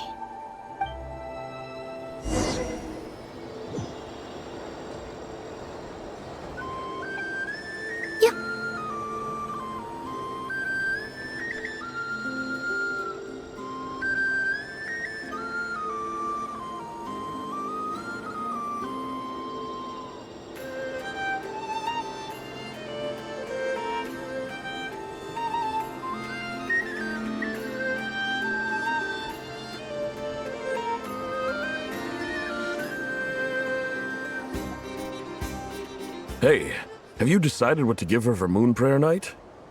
I sure have. She's gonna get the surprise of her life when she's least expecting it. Then I'll whip out the ring and pop the question. The surprise of her life. What a fun turn of phrase. Cool, I get the picture. You can spare me the gushy details. Ooh, looks like we have a customer. Hello there, ma'am. Would you like some Moon Prayer Night candy? Huh? Is he talking to me?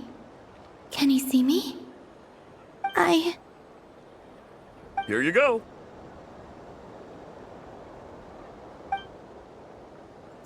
Oh.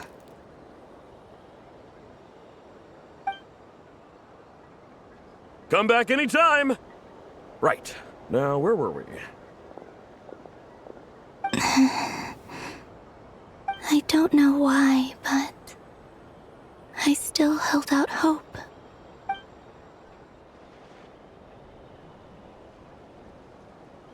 The most important thing right now is to find that mage. This name thing seems super important too, but where do we even start looking? I'd better go pay the Fatui a visit.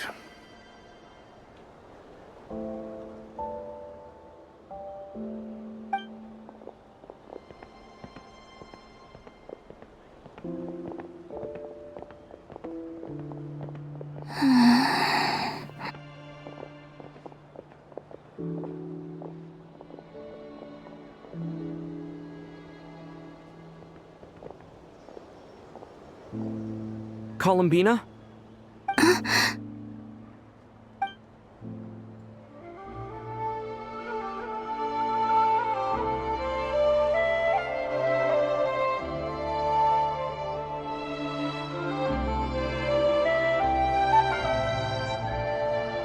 Traveler?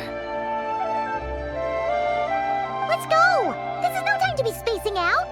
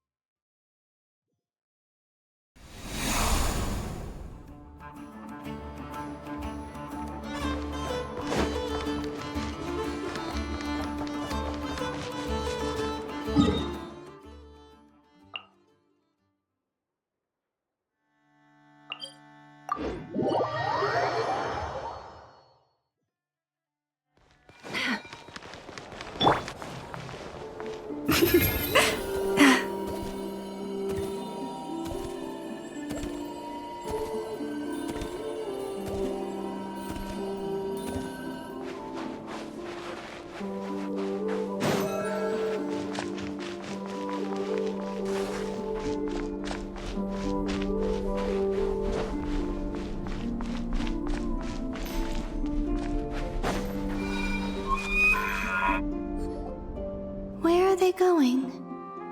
They mentioned a mage and... a name? So, Mr. Varka, are you acquainted with this Nicole? Or should I call her Mage N? Ah, not really. We've never met, though she has come up in conversation. From what I've gathered, Alice kinda took Nicole under her wing. Taught her how to speak in a more ladylike fashion, that kind of thing. Huh. Hard to imagine Alice as an etiquette coach. Yeah, Alice is a larger-than-life personality, I'll give you that. But then again, that's why she's able to draw such an eclectic mix of people into her inner circle. If I remember correctly, being an interesting person is actually one of her main entry requirements. So, if you ever wanted to join the Hexen Circle, I'm sure you'd both be eligible to apply. Hey! Don't go around making promises on Alice's behalf! I wouldn't dare. I'm just trying to paint a picture of the Hexen Circle for you. Okay, sure. Anyway, since none of us have ever met Nicole, how are we supposed to find her? We can't just go up to every woman in sight and ask, "Hey, are you Nicole?" Maybe something she's wearing will give it away? Like, a windbloom pinned to her chest or something. Wait a minute. Alice never said Nicole was from Mondstadt. Oh, true.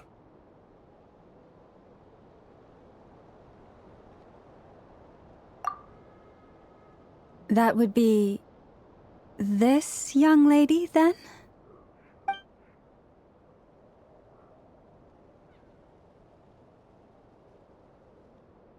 Hey there!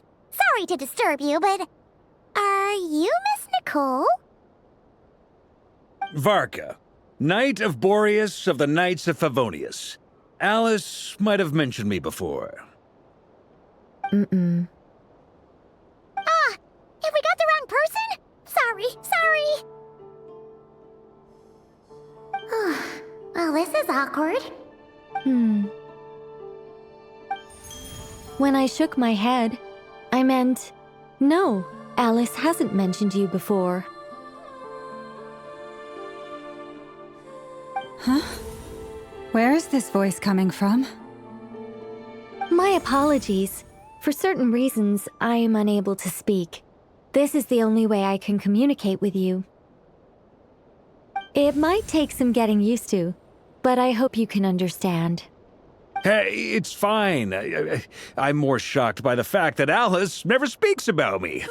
I mean... As for you two, we have crossed paths twice before, But it is nonetheless a pleasure to finally meet you. Oh, it's really you! Thanks for all your guidance in the past!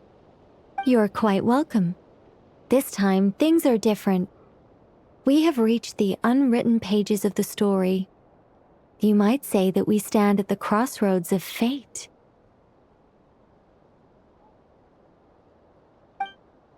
Now then, allow me to formally introduce myself.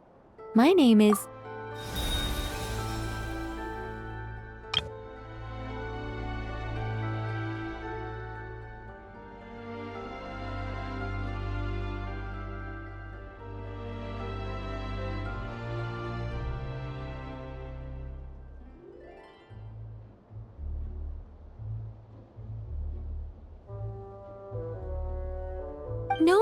No, stop! Alice! I can't believe it! I had a whole speech prepared. I'd agonized over every single word. She always picks the worst moments to ruin other people's plans.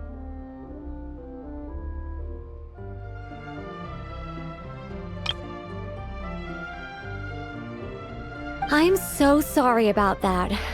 Alice took the liberty of devising some bespoke self-introduction magic for each member of the Hexen Circle. But I could have sworn I deleted all of the triggering conditions for it.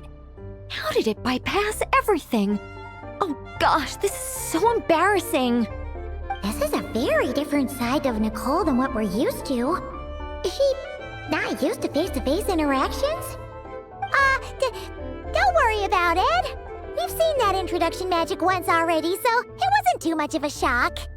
Please go on, Miss Nicole. We'd love to hear what you have to say, or, well, communicate. Huh? Are they talking to this lady? But...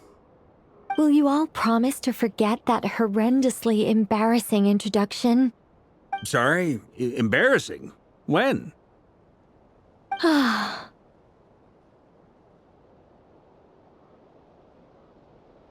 Yes, my name is Nicole, and I am one of a very few angels who have retained both their preferred form and their power. The Traveler and Paimon should be no strangers to this concept. There is another of our kind in Natlan. They call her the Lord of the Night. All right! Paimon remembers her! Yes. Well, I have retained more of my power than she. It's because I don't have a long-term duty to fulfill. To be more specific, no. We'll be here all day if I get into the specifics. Moving on. If I'm not mistaken, you are here because you wish to learn how one might reach the moon beyond the sky. That's right. Is that something you can give us any guidance on? Yes, I do know a way. It began with the Hyperboreans, who lived after the War of Funerary Flame. Blank looks. Maybe I should start with the background of the war. Or maybe not. It shouldn't be an issue. I'll fill in the gaps for you when we have more time. Anyway, after that war ended, the three moons retreated to beyond the false sky. The Hyperboreans were humans I once aided. They accepted the civilization and creations bestowed upon them by the angels. But despite accepting many blessings of the angels, many among them still held on to their faith in the moons. They were reluctant to accept the new order, even after the War of Funerary Flame. They sought to contact the moon goddesses beyond the sky and receive their guidance. But all three had passed away by that point.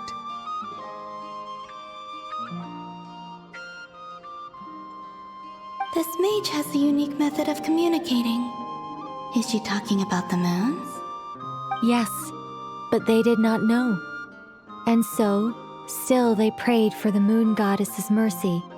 After building titanic structures that consumed vast amounts of Kuvaki, At last, they glimpsed the moons and heard their voices. But of course, they were gravely disappointed, for it was then that they realized the 3 moon goddesses were dead. Oh, that's such a sad story. It is. Humanity was in a very sorry state at that time. The angels who had once aided them were gone, and the war of funerary flames had left them homeless and destitute. Just a second, I gotta ask. How relevant is all this history to the task at hand? Well, I mean, it's... Okay, it seems we've drifted into irrelevant narrative waters. It's been a while since I've had the chance to speak inside someone's head. As soon as I got started, I lost control and the words just flowed out like a waterfall. What I'm trying to say is... Right, yes, that's it. The relevant part is the ritual created by the Hyperboreans. The fact that they bypassed the false sky and saw the true moons implies that they successfully built a connection between Teyvat and the outside world. Which means, with enough Kuvaki and a sufficiently stable connection, it should be feasible to send one person over the border. Okay, so they built some kind of portal? Oh, yes. A portal. Yes. Is something wrong? You sound disappointed. I just didn't expect you to summarize it so well. It turns out I could have said all that in one word, if only I'd managed to think of it. No, please, it's fine. This is invaluable knowledge. I'll be sure to record and preserve everything in writing. Oh, really? Well, in that case, I suppose I could backtrack and add some more detail. I did gloss over a few things so far. Whoa, time out. Let's summarize what we've got first. The Hyperboreans were the last ones to use this method, right? So we somehow need to find whatever structure they built and make sure there's enough Kuvaki to power it up. Luckily, we have the moon marrow of both the eternal and iridescent moons, so we're all good for Kuvaki. Which means the key issue we need to focus on is finding the place. Am I right so far? Yes. Although I expect the structure is long gone by now. That said, what if we could take advantage of the phantoms to travel back to a time when it still existed? Well, travel back isn't quite accurate. It's more like we'd be creating a handshake between 2 points in space-time. We wouldn't even have to pick a time when it still existed. It could just be a time when it still appeared in phantom form via projection, or we could project our own phantoms, fold them together, and... You look lost. Was that too hard to follow? Yeah, things got a little, technical there. Paimon's brain is reaching capacity. All right. Let me think about how to put this more simply. Okay, got it. Over the next few days, I'll search for phantoms that we can use. Once I find one that meets the criteria, I'll let you know and we'll regroup. By completing certain rituals, specific individuals will be able to enter the phantom and make it to the Hyperborean structure. If everything checks out and it looks feasible, we'll just need to wait for Moon Prayer Night, and we can send the moon goddess back home. I'm really skimping on the detail here. Is this making any sense at all? I think so. For now, we'll just wait to hear from you. Yes. Basically, yes. Great. Counting on you. In the meantime, we'll focus on finding the moon goddess's name. My name? Are they looking for a way to stop me from disappearing? Excuse me, Miss... Go on, Miss Nicole. This conversation was a little all over the place. I didn't catch your name. I am Lauma, of the Frost Moon Scions. Ah, I did wonder. I noticed that you listened very intently when I spoke about Hyperborea and the moon's history. If you'd be interested, I'd love to visit you this evening and go through it again in greater detail. Also, if you were serious about making a record, it would be too risky to simply write down the raw details as is. I would suggest some tweaks. Maybe rewrite the stories as fairy tales or fables, perhaps even prayers. Anyway, we can cross that bridge when we come to it. So, see you later then? Oh, and no need to prepare anything. Just a cup of tea will do. See ya! She seems friendly. It's just... It's so nice to find someone who's actually willing to listen. I've been dying for a chance to finally go through all this systematically from start to finish. Any longer and I'd probably start forgetting it. Now Paimon gets why Alice told us to mind our heads. Ha ha ha ha! What did I tell you? A lot of quirky people in Alice's orbit. Now then, the next order of business is, where do we start looking for the moon goddess's name? Maybe the rest of what Nicole has to say might give us some clues. Once I've heard her out, I'll summarize the salient points and share them with you all. I'm also inclined to review our other documents. Yes, our faith was first established by our Hyperborean ancestors, but many of the more factually accurate records are from after Kutar's birth. Sounds like we're gonna follow Columbina's journey through Teyvat, huh? In that case, we'll start by heading to the Frost Moon Enclave. Sounds like a plan. Take this with you. I'll see about getting in touch with the Fatui. It'll probably just be Arlecchino and Sandroni again. They're the only ones who would want to help. Thank you, Mr. Varka. Ha ha ha ha ha! Don't mention it. Honestly, I'm more comfortable dealing with the Fatui than prying into the details of a young lady's childhood. Catch you later. I should follow them, just in case there's some way that I can help.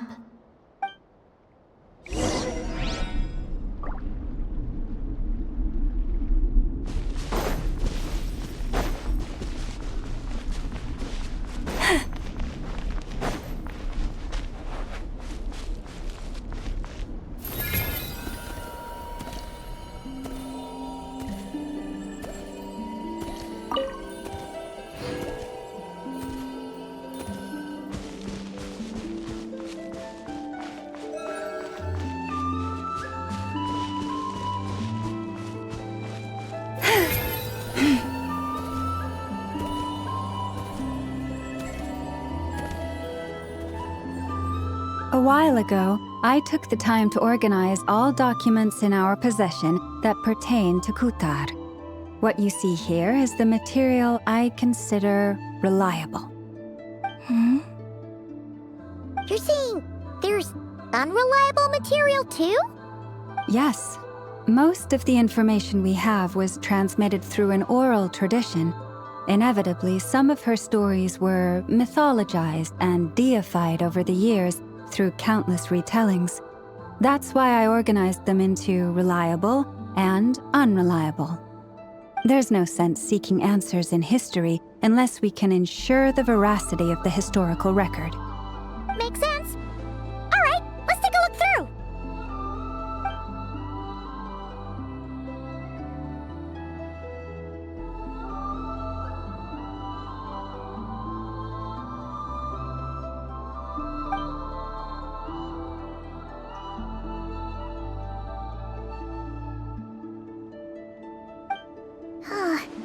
Almost all these records refer to Kutar instead of Columbina.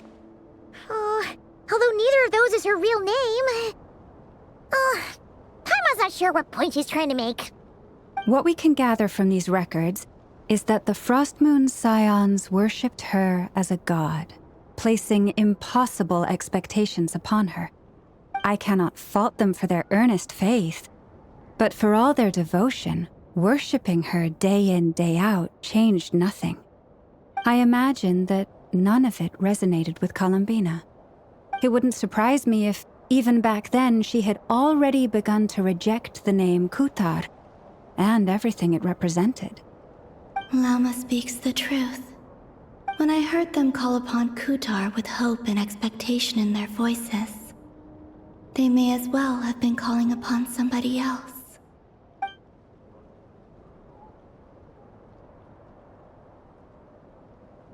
Well, that's a bit complicated.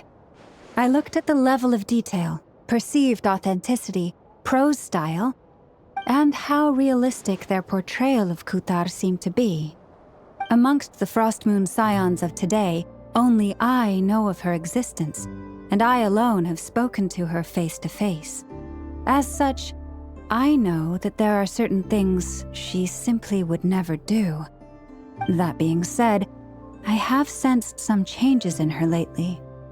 Changes? Me? Oh, seems like this is getting us nowhere. Oh, for what it's worth, why don't we check the unreliable sources too? Sure. Give me a moment.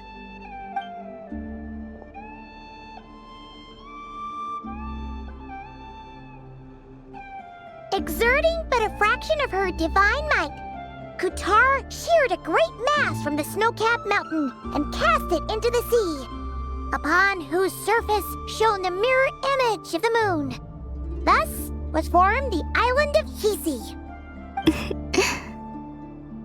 Yeah, right. That doesn't even begin to pass the sniff test. The 3 moons are naught but lies through and through. Only one moon has ever shone for us, and Kutar is her name. The vast majority of ancient texts are filled with fanciful tales like these. I trust you understand my criteria a little better now. Kutar did not speak, merely gazing into the distance in silence. And where her gaze landed, this was her prophecy. Clearly, whoever wrote this text never even met Kutar. Otherwise, they'd know that her eyes are always closed. What about you, Traveler? What are you reading? Come on, let Paimon see. The child wished to build a wooden nest with which to shield a fledgling bird from the cold. But being so young and lacking in strength, the child could not snap the branches from the trees. Kutar was passing by. Upon seeing the child, she summoned forth a Kuhenki, who built a beautiful nest for the child. I remember that. Not knowing the meaning of Kutar's divine intervention, the child dared not to respond, and thus ran home to call their parents. But Kutar was gone. The moon chanter declared the event a miracle and took the nest as a relic, placing it on high for all to see. The child was named as one favored by the goddess and was greatly respected amongst the people. Yet, no further miracles were bestowed, and this matter was forgotten in but a few years. Huh. Any thoughts after reading that? Yeah. Columbina probably just wanted to join the kid in making nests. Ah. I'd originally considered this a fabrication, because Kutar did not perform any similar actions in subsequent records. But now that I think about it, it does seem like something Columbina would do. It's just that... She didn't know how other people would interpret her actions. She was probably worried about making things difficult for people. And so, she gradually stopped joining in. Yes. Oh, that's so sad.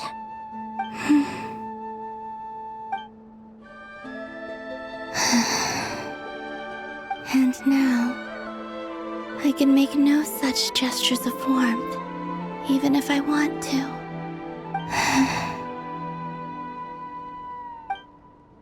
Still no name. It's a bit of a shame. But we did learn some interesting stories. That's gotta count for something. Barca said he was gonna set up a meeting with Arlecchino and Sandrone, right? Let's go back to Nasha Town and see how he's doing.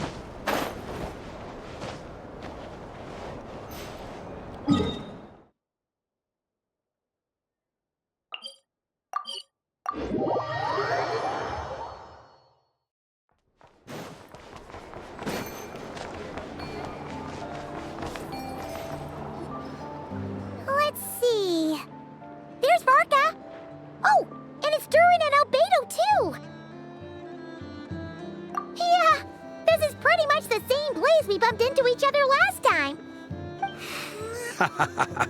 I convinced them to stick around a little longer. We were all waiting on people, so I figured having a little company would help pass the time. Ah, so you've been waiting for us? Does this mean that you've already arranged things with the Fatui? Sure does. Now you're back, we can go meet up with them together. How'd your investigation at the Frost Moon Enclave go? Well, we didn't find out Columbina's true name. But apart from that, it went pretty well. Aha, just as well that I didn't tag along then. I'm sure our moon goddess wouldn't want every man and his dog knowing all about her private life. Still, desperate times, desperate measures, I guess. Someone had to do it. So, Varka was waiting on us, but what about you two? Are you waiting for Alice? Oh, no. We already met with her. We discussed that experiment I mentioned to you last time. Oh, and she also handed me this communication device. That's right.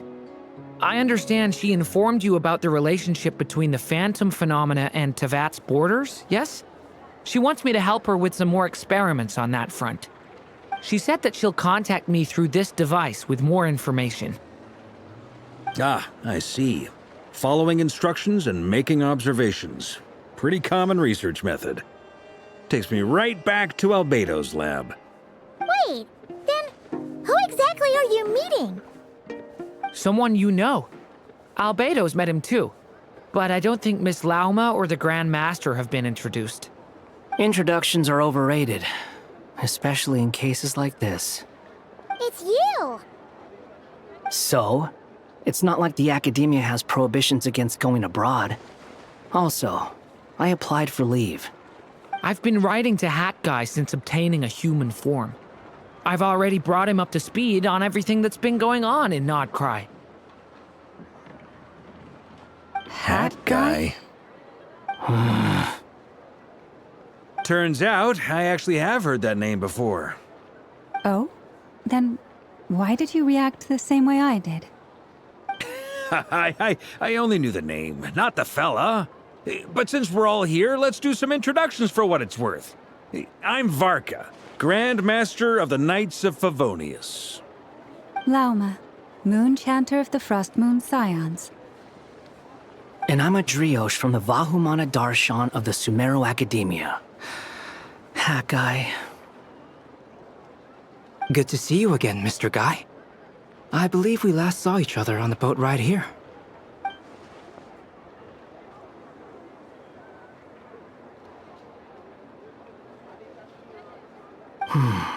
Mind you, the only reason I came here is because there's someone I want to look into. Who's that? The Doctor, also known as Dottore, second of the Fatui Harbingers.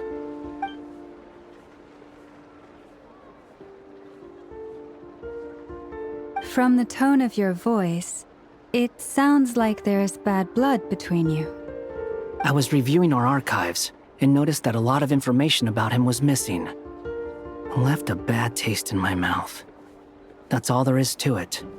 Dottore, or Zondik, as he was then known, once studied at the Academia, but he got kicked out before he could graduate.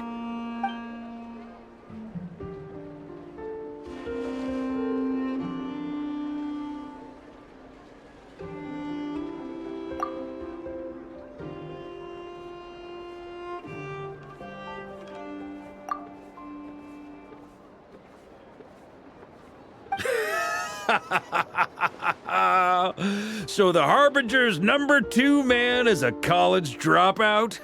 How embarrassing for them. Last we heard, he was planning something. We actually heard that a few times before, even coming to Nod-Krai, but we haven't seen a trace of him since we got here. He only appears when something interests him. For all we know, he might have left already. But the fact he did something here at all is worth noting. It'll fill a couple extra lines in his file.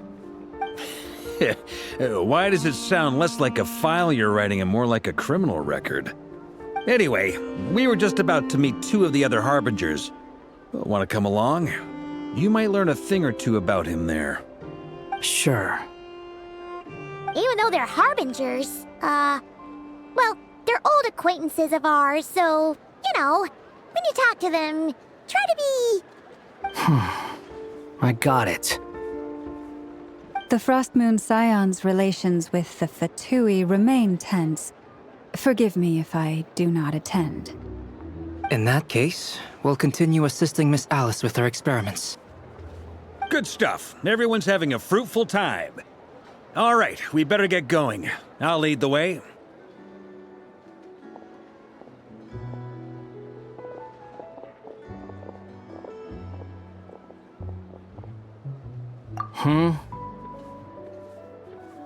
Well, yeah, that's obviously part of it. But I'm not the only one who has a score to settle with him. Neither you, nor Lesser Lord Kusanali, nor I want to see him meddling with things again. What's the hurry? Don't worry. Pigeons always know which way home is.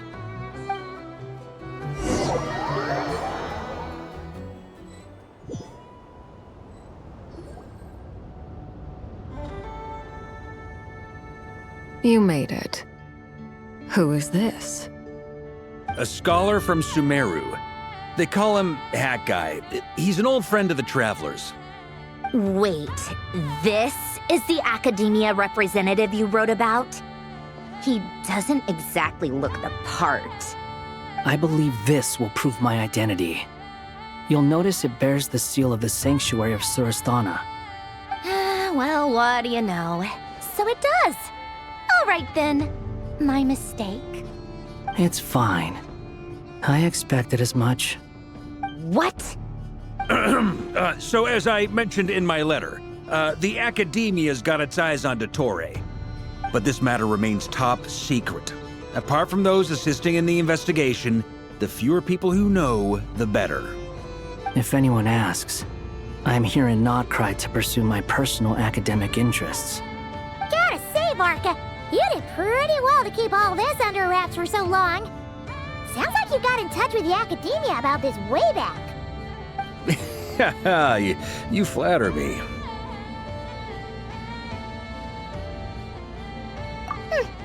Where do I even start? Remember that time we fought Rerir at Star Sand Shoal? He sure let me have it then, didn't he?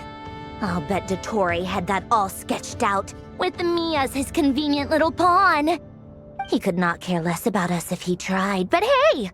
The feeling's mutual. Does Dottore really strike you as the sort who values his relationships with his colleagues? Fair point. Definitely not. Which is why I always keep my guard up whenever he starts making suspicious moves. To that extent, our motivations align. On top of which, I consider you trustworthy people. Now, back on topic. In the wake of the Reikir of Solnari episode, Sandrone and I grew suspicious about Dottore's complete inaction during the entire affair. So we tried to find out what he'd been up to, but unfortunately to no avail. He never lets anyone in on his plans. The more he cares about something, the more secretive he gets. Indeed. Perhaps he believes that by keeping a low profile, he can avoid trouble. But that trick isn't going to work on his colleagues. Yeah, I mean, he's been researching the ancient moon's remnants. And he's been trying to get his paws on the moon marrows. Only an idiot would believe he doesn't have something more planned. With this in mind, I returned to Snezhnaya and relayed my thoughts to Her Majesty the Tsaritsa, entreating her to have him recalled. That's pretty direct. Did the Tsaritsa agree? Yes. I made it abundantly clear that the Fatui's business in Nod-Krai is almost concluded, and we do not need 3 harbingers in this territory. Her Majesty concurred. Accordingly, Dottore has returned at her orders. I imagine he is continuing with experiments, which no one besides he would ever have any interest in. Common sense might mean nothing to him, but he's not stupid. He knows that no good can come from opposing the Tsaritsa. Smarts alone won't get him all the way. He needs the Rooster's resources and Regrator's Mora, both of which the Tsaritsa can strip from him by waggling a finger. But doesn't he have a track record of publicly following orders while going against them in private? He probably has it down to a fine art by now. Wouldn't put it past him. We worked together on a research project once. Only briefly, but it was enough to show me that we're fundamentally different people. He has no interest in doing things methodically, stage by stage. His thoughts jump all over the place, and the moment his curiosity is satisfied, or he gets the results he wants, he disappears. The only similarity we share is that, once we set our minds on doing something, we will see it done, whatever it takes. Well, we definitely saw some of that in your battle with Rerir. You got so competitive. Ugh, do not remind me. Then I believe we all concur. Dottore will not simply give up. Fantastic. Now this is turning into a whole day of unpleasant memories. Ugh. Are you talking about the moon marrow stuff?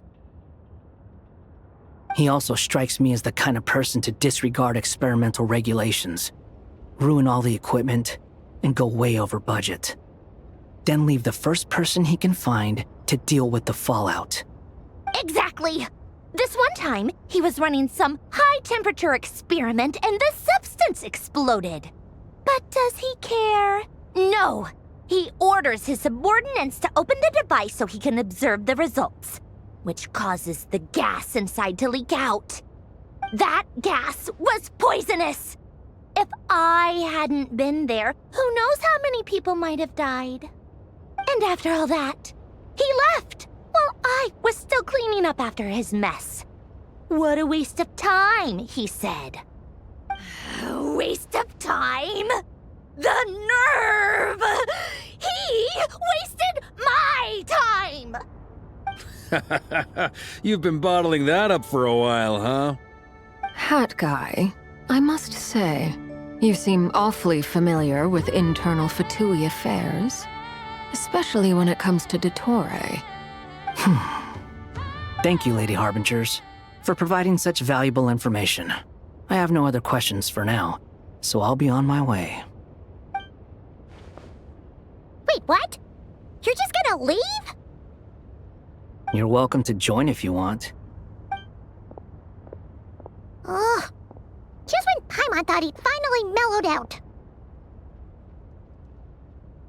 He makes quite the impression. I'll say. I've met tons of headstrong people, but not many of them would join me in bad-mouthing Dottore. Anyway, back to the main agenda. Barca, you said that Columbina has gone missing? Or rather, disappeared. Yeah. We're working on building a connection between her and this world. The simplest method is to find out her real name. I've actually asked her that question before, but she said she didn't know. Considering our relationship, I doubt she was lying to me.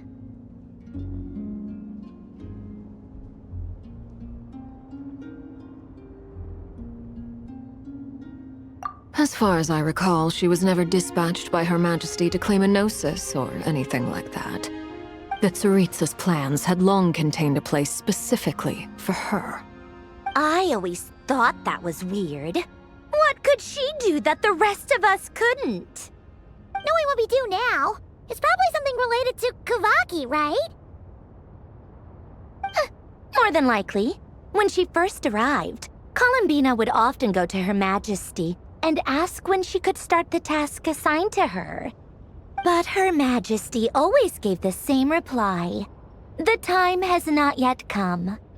So she spent her days in Snezhnaya doing basically nothing. The Tsaritsa has summoned a beautiful blind maiden to be a harbinger, giving her the third seat by virtue only of her enchanting voice.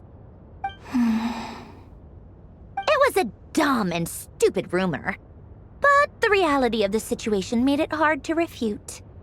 And what happened after that? I imagine she stopped caring. She no longer seemed to care why she had been recruited, and Her Majesty never gave her any missions, so she just continued to sing in the flower garden. For my part, I was busy. So busy, in fact, that watching someone be that idol had me fuming. But still, I got the sense that she had long been used to a life of other people claiming she was needed when she wasn't. I just felt that having a place to stay would cost me something eventually. And so I waited quietly for the day that I would have to pay the price. And on the other end of that spectrum, you had me. Someone once told me that I had the lousiest work and the toughest luck. That's a good way of putting it. I forget who said it, but those words have always stuck with me.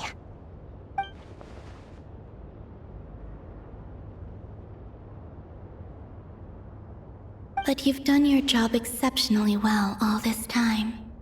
Because at heart, you are a conscientious person.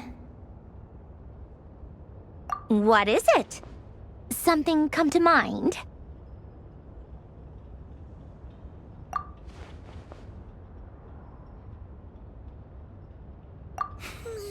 That makes sense. Nothing screams you are needed like your name shouted from across the town. Well, good luck with it. But if you ask me, Colambina is still the most shoutable name. I'm just so used to it now. After all the arguments we've had, I can't be bothered trying to remember another name for her. Nor I. Sandrone. Harlequino.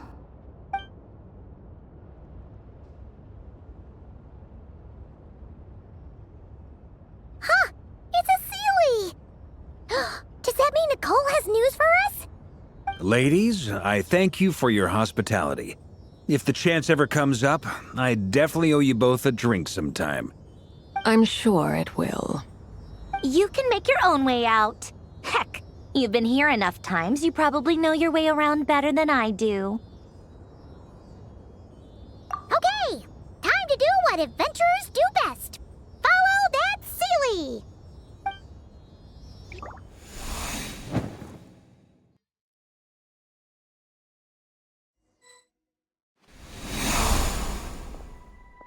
Here you are.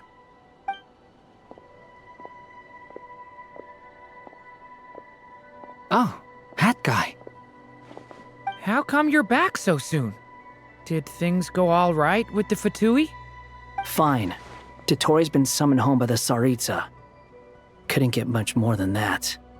How about you? Any progress with the investigation? Unfortunately not. We've tried everything.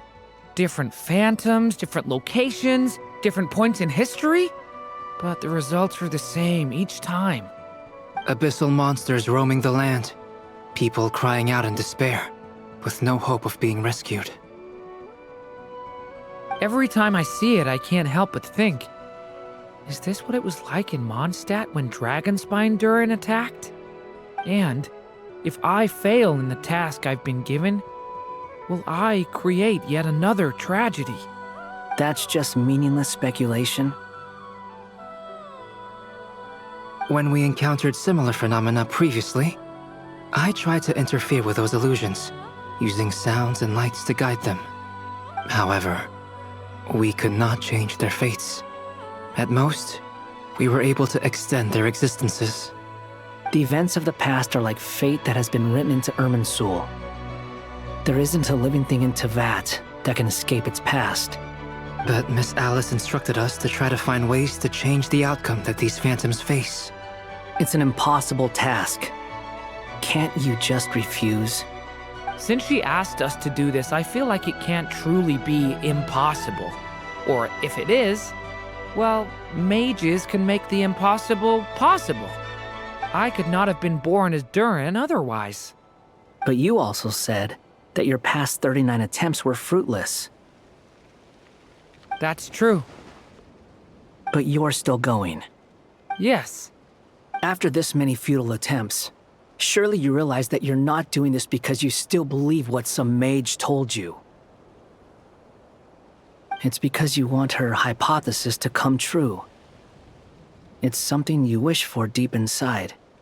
So, think for yourself about what you want to do. As long as you don't believe it's futile, it isn't. Yeah. Previous experience indicates that we cannot touch the phantoms, which limits the effectiveness of our interventions. If we want to clear this hurdle, we need to break this rule somehow. Same thought here.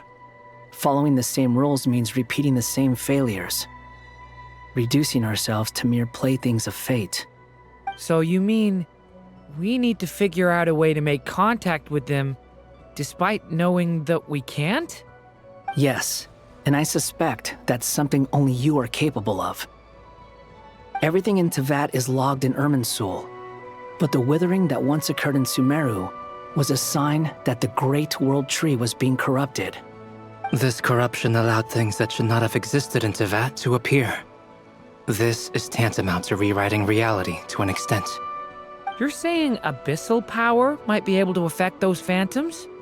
No one's ever tried it before. If you're gonna try it, it'll take courage. And you have to be confident that you can control it. Is anyone there? Has anyone seen my daughter? She's missing. I have to find her. I hear someone inside. Spargana? Are you in there?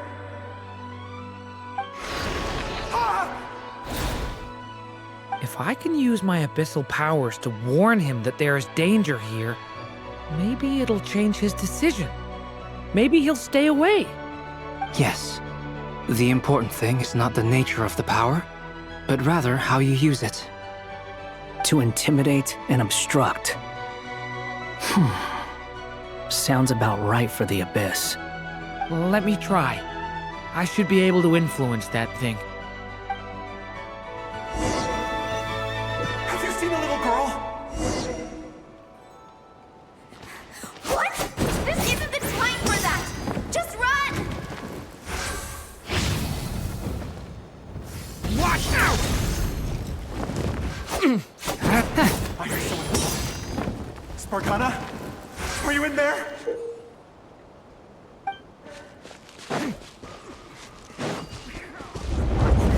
What is this? Looks dangerous. I should get out of here.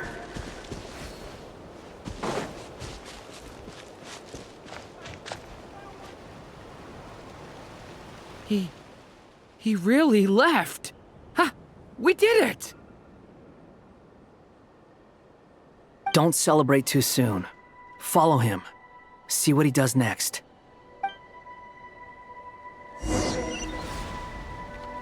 Monsters approaching from the front. You need to stop them and create an opportunity for him to hide.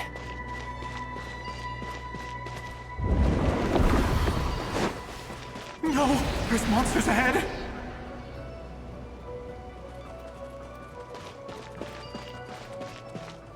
Wait, is that the barrier I saw earlier?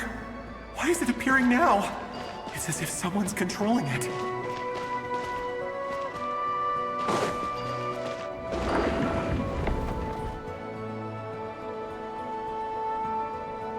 The monsters are gone. Is it safe now?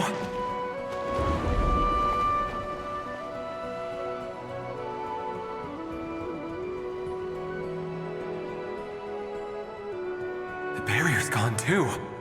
How odd. Anyway, I guess I'll keep going. Quickly, let's keep up.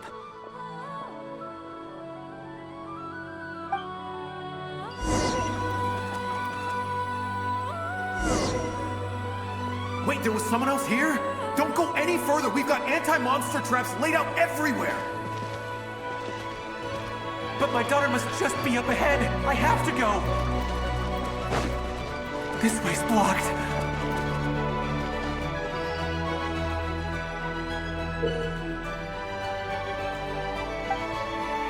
We might be able to use the explosives over there, but we need to take care not to hurt him.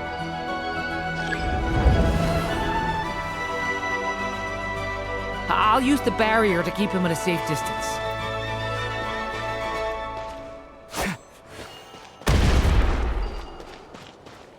This barrier seems to be helping me somehow.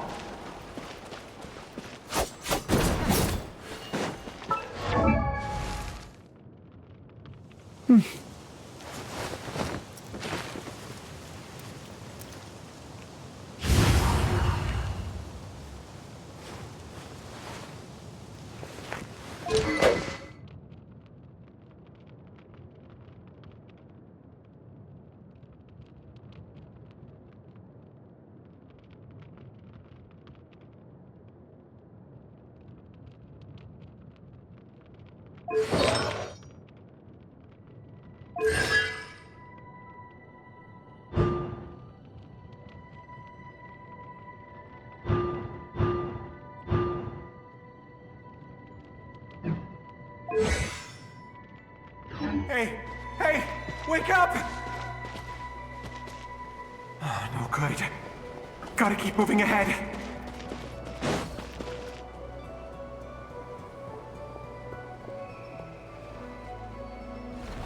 So many monsters!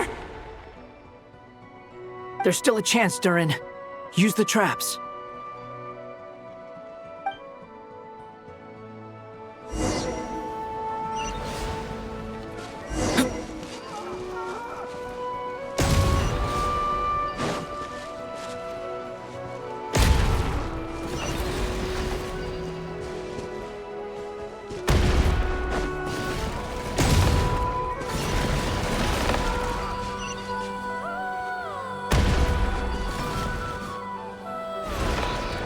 Help me!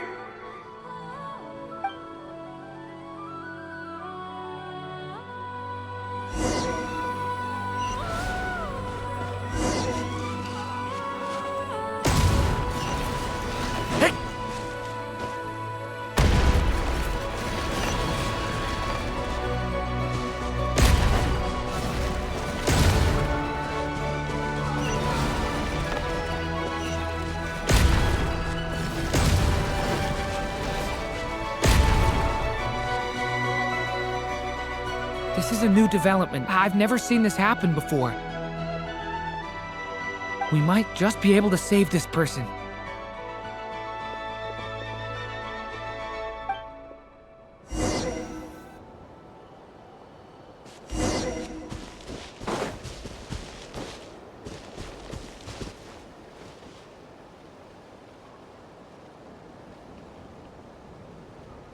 Hello there.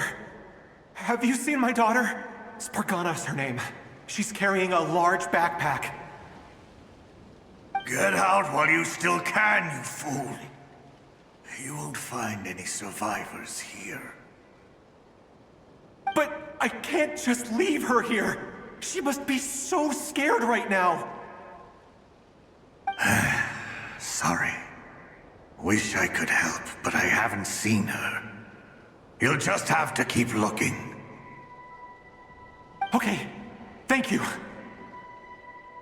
If I do find her, I'll get her to shelter and come back for you. Don't bother. I've got nowhere left to go.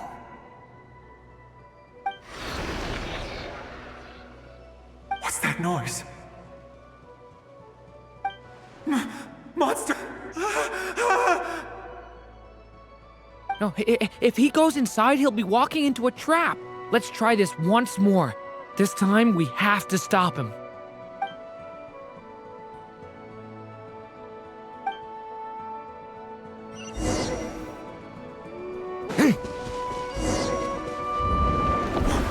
Why? How will I know where Spargana's gone like this? You know what? I'll trust this strange barrier. It's gotten me this far after all.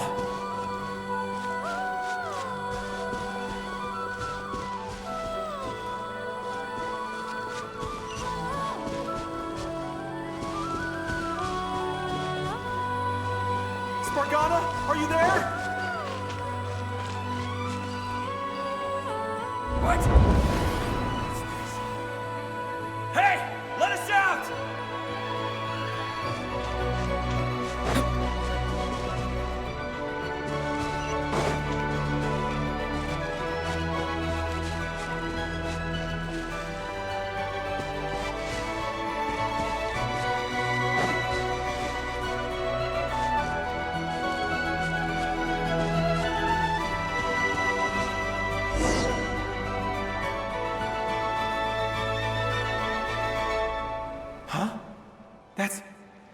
That looks like one of my daughter's books! Thank you. Thank you!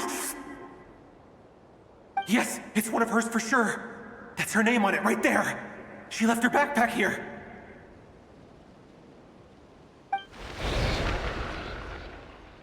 Durin, just like last time. Use the explosives.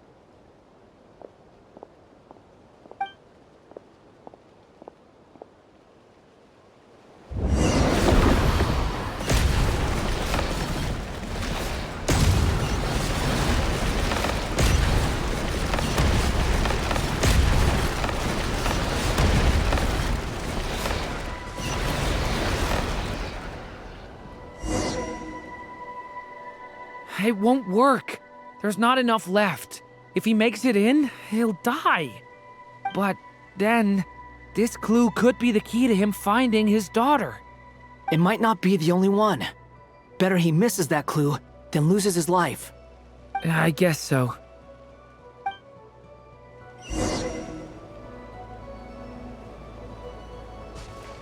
Stop him, Durin. We can't let him get any further in. That's my daughter's book! She's passed this way! Why? Why won't you let me go in? I've searched and searched and searched just for this! But how will I find her without any clues? I no longer have anywhere else to go.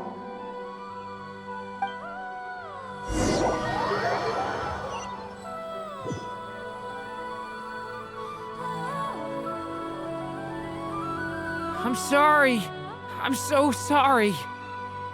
He refuses to go anywhere else. Whether he opens this door or not, all that awaits him now is death. We couldn't change his fate. Albedo? Hat Guy? Let's try one more time. I don't know how we're gonna do this, but I don't want to give up either.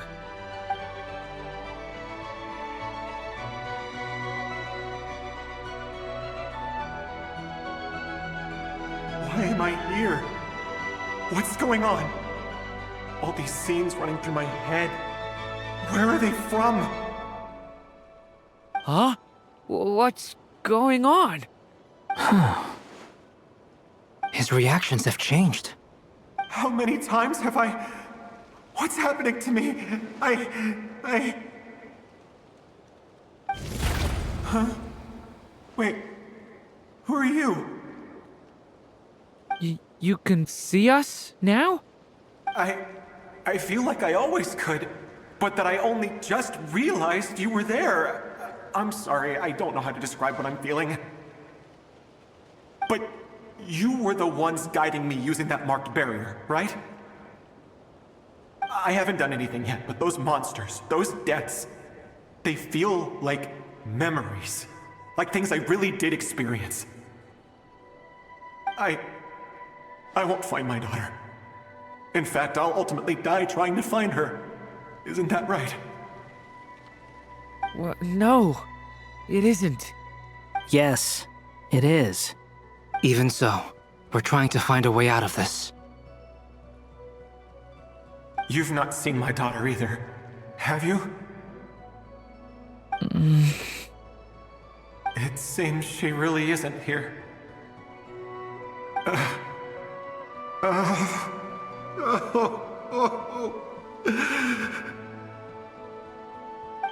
I'm sorry we couldn't help you.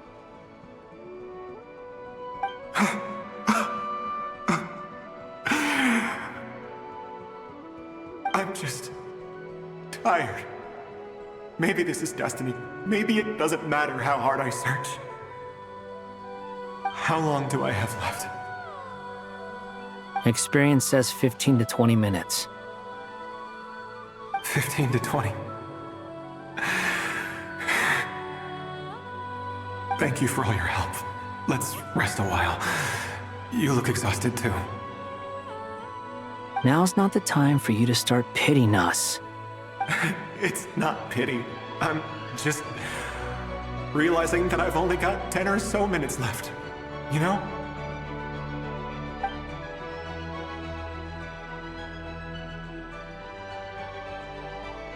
You say you're from Mondstadt, yes? A place with windmills, where people enjoy limitless freedom? And you're from Sumeru, where they've built an academy into a giant tree? Yes. It seems you've never heard of either place. Those names are unknown to me, I'm afraid, yes. Have you heard of Hyperborea?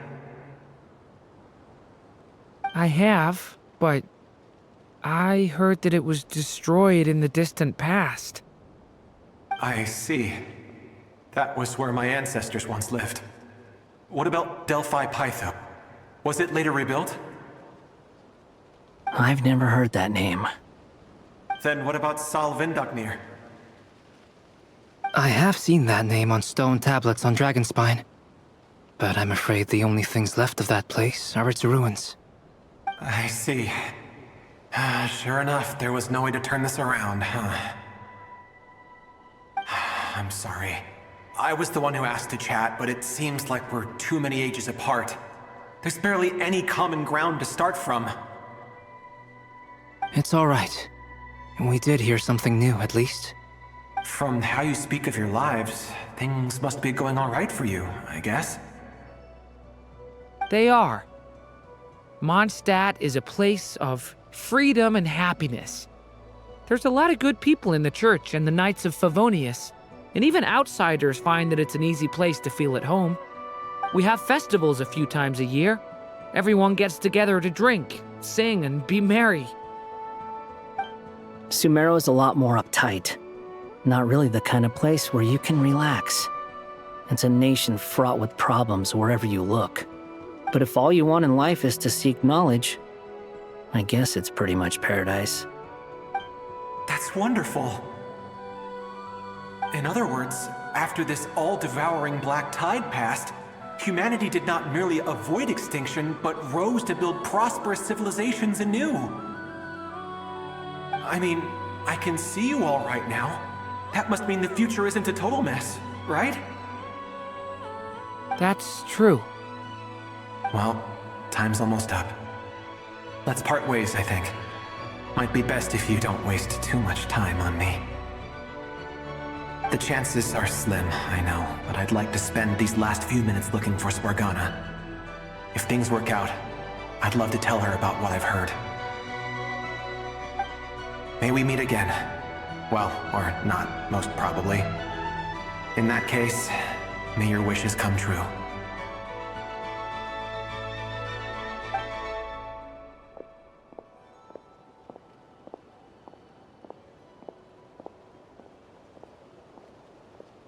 He's gone. In a few minutes, he will meet the end that was his to begin with. The ending of this tale did not change, but I believe that we've just made the most progress we have yet. May your wishes come true. If only it were so simple. Hat Guy, could I ask you a question? You've never talked about your past. It seems complicated, and it weighs heavily on you, too. Would you be willing to tell me about it? I mean, sometimes it's better to get things out in the open. Take that guy we try to help, for instance. At least he said goodbye with a smile, right? I know about Albedo's past. Our experiences are very similar, and he created me. As for you, you're my first friend, and you've witnessed every step I've taken. But by comparison, I know nothing about you.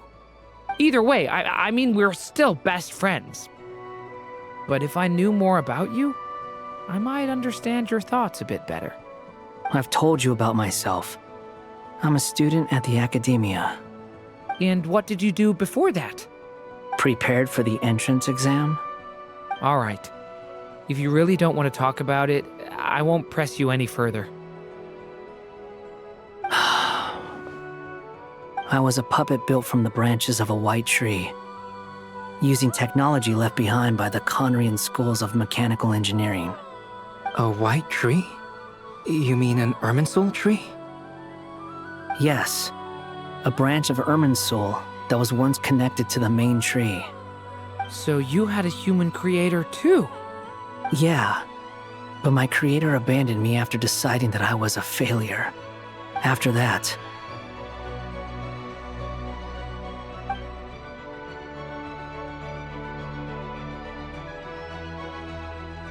Durin, resisting the influence of the Abyss, suppressing the urge to destroy, trying to do the right thing. None of these things are easy, but no matter how hard they are, trying to rewrite past wrongs is far harder. You asked me if you would create a new tragedy if you failed. I told you there was no point speculating about that, but the real answer is, yes. You absolutely will. That guy. But at least you've got people here to help steer you away from the wrong path. So, just keep aiming towards the light. I will. I promise. All right, break time's over. Hello? Durin speaking. Hello, friends, it's me. What have you been up to, I'm detecting some unmistakable fluctuations here at the border. The amplitude isn't particularly high, but they're completely different signals from the ones before, and the scale is comparable to those I've detected previously. Alice, we were unable to save that person. However, he appears to have retained a portion of the memories gained through that cycle, and was able to hold a conversation with us. I see. Well, that is rather odd indeed. It definitely merits further attention. Could I trouble you to keep trying the same approach? I need to gather some more data. Counting on you. I should probably have Nicole come and check this out as well.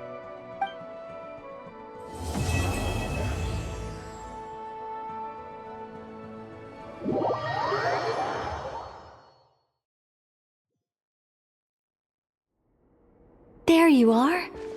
I was worried you might stop to collect treasure chests opened by the Seelie along the way. It would have taken you so much longer to get here. Another conversation I cannot hear. I am delighted to see that you understand what takes priority, and that your adventurer's instinct has not swayed your resolve. Really, I must applaud you for it. You should know. Paimon's head. Okay, I'll try and keep it short. My senses are telling me that this is where we shall find the entrance to the ruins. Oh, cool! Well, what are we waiting for? Let's open it up and see! Patience. This was a sanctuary of great importance to the Hyperboreans. A special process is required to open the gate. Oh! Like the place that housed the Eternal Moon's marrow? Okay, so what's the plan? Need us to do anything? And just the short version, if you can. Ah. All right then. I was planning to start with some background on the invention of these techniques. Are you sure you don't want to hear it? It's quite informative. Remember what you were saying about priorities? Fine. Simply put, we need 3 human representatives to successfully undergo a process of Kuvaki resonance. Think of it as a test from the 3 moon goddesses to see if the entrants are qualified, with the most recognizable qualification being Kuvaki. Pretty sure Lauma would ace that test. Oh, wait. But we need 3 people. I also have no doubt that the Moon Chanter would be qualified. but we would need 2 other people with the same constitution. Therefore, the most feasible method is not so much to follow the rules, but to figure out how the test functions and find a workaround. I've done some research, and it turns out the mechanism is rather crude. We'll simply need humans to stand before it who have sufficient Kuvaki energy within them. I'm with you so far. How do we get the Kuvaki in them? The easiest way would be transfusion. Take some Kuvaki from Nod-Krai's soil, put it into the bloodstream, and get it circulating in the body. So we're going to cheat on the test? Precisely. There are other methods, but this is the simplest one. Cheating the system is much easier than trying to hide from it. Huh? Ah! Sorry? Does the idea of cheating upset you, Miss Lauma? No, that's not it. I suddenly had an idea. Oh, what is it? It's about Moon Prayer Night. I figured out a way for Kutar to join in the festivities. Huh? But as Paimon said, we need to have our priorities straight. Let's get back to the test. I'll follow up with Nefer on the festival arrangements. Oh, okay. Anyway, is this really the best method we have? A Kuvaki transfusion sounds dangerous, no matter how you slice it. If you think that's dangerous, wait till you hear the other methods. I'd be more than happy to go through them if you'd like.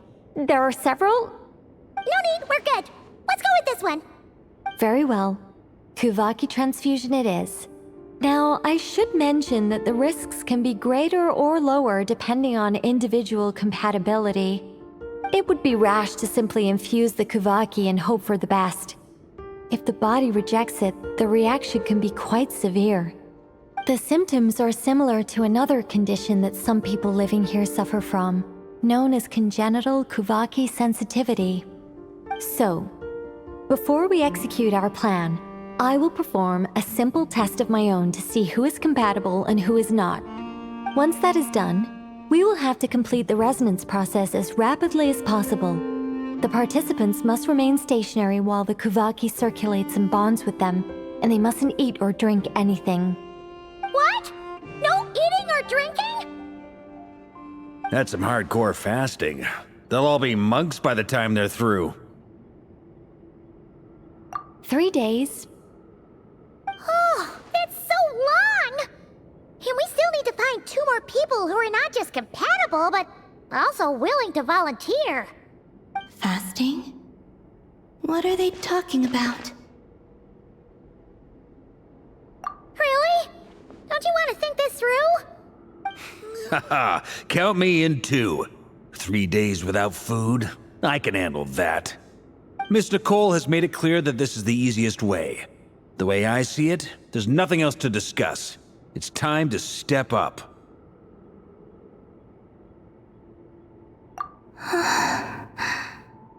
Yeah, you're right. In that case, Paimon volunteers to be captain of logistics. She'll keep the fires lit and grab some spare clothes to keep you comfortable. Then we'll start with you first, Traveler. Please step forward.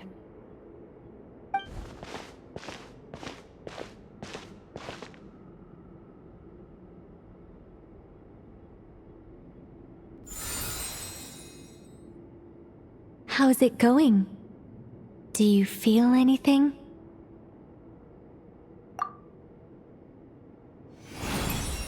How about now?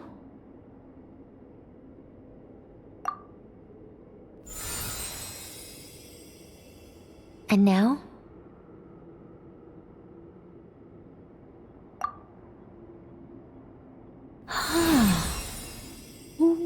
What about now? You guys, it's not a competition, you know. All right, I'm officially impressed. Even as a descender, you can withstand far more than I imagined. It's like I summoned a giant stone titan to arm wrestle you, and your arm hasn't even moved an inch. In my last attempt, I infused 5 times the amount of Kuvaki required. Yes, safe to say, compatibility won't be an issue for you. You're eligible to join. You're next, Mr. Varka. Sure, here goes nothing. All right, I'll start where we left off. 5 times the required Kuvaki dose. Whoa, whoa, whoa, hey, wait a minute. How's it going? No, not great. I kind of want to puke. Feels like I've been drinking too much. A few bottles of wine, then a big stein of Dark Horse. With some hard liquor from Liyue mixed in.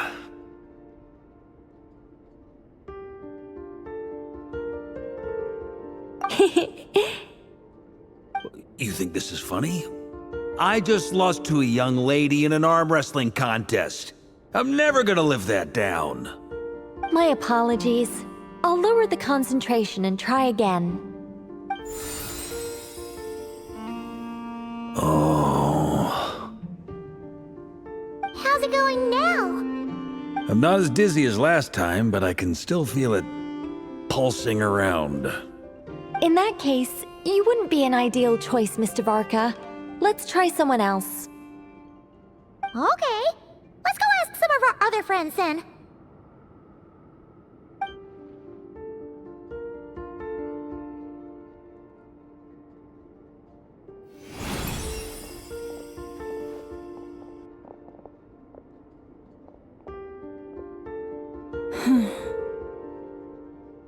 No surprises here, Miss Moonchanter. You're perfectly compatible. You may join.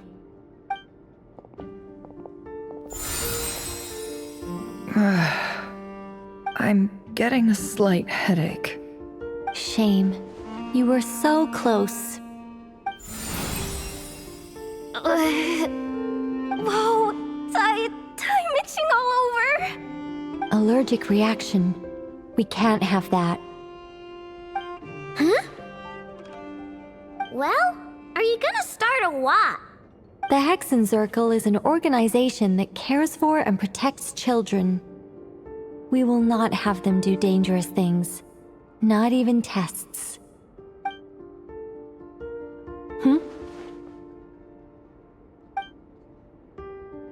Is something the matter?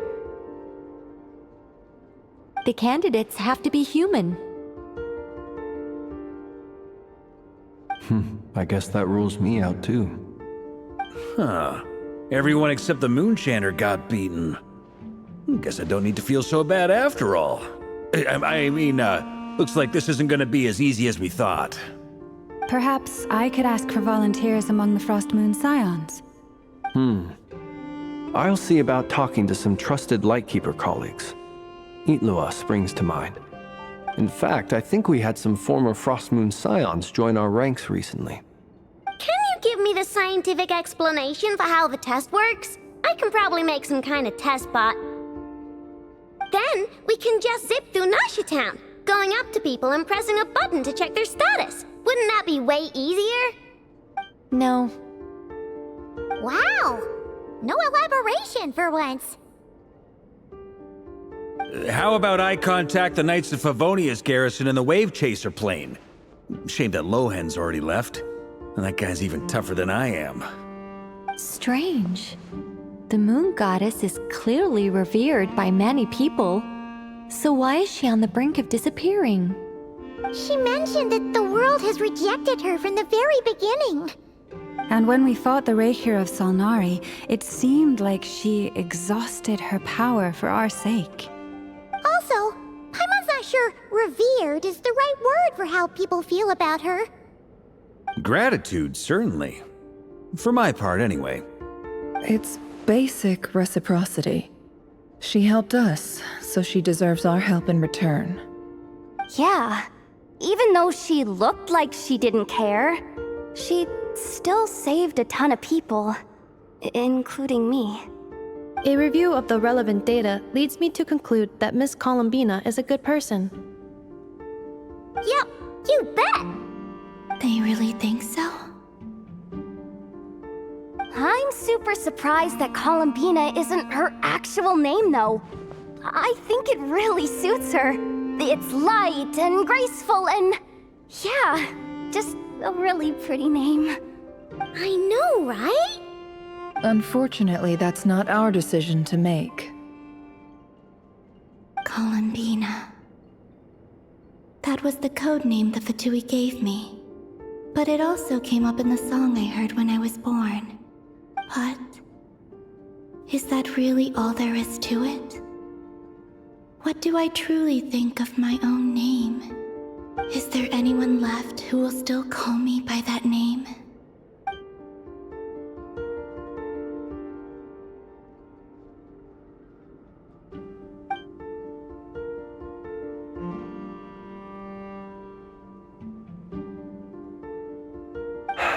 Moon Prayer Night is getting closer by the day. We're running out of time. We need to look for other candidates. Then allow me to try. Huh? What are you doing here?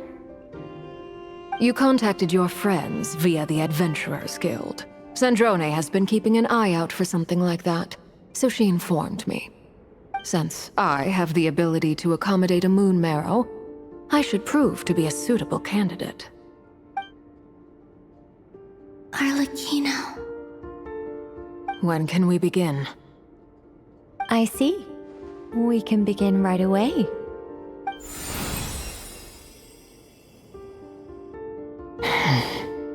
How was it? Did you feel any discomfort? Not at all. Then it seems we shan't need to look for additional candidates after all. Great! Cool. Alright, like Paimon said, the rest of us can take turns making sure the three of them stay warm and comfy. Then, my job is to take care of the caretakers. I will ensure everyone receives food and accommodation. I'm ready as well.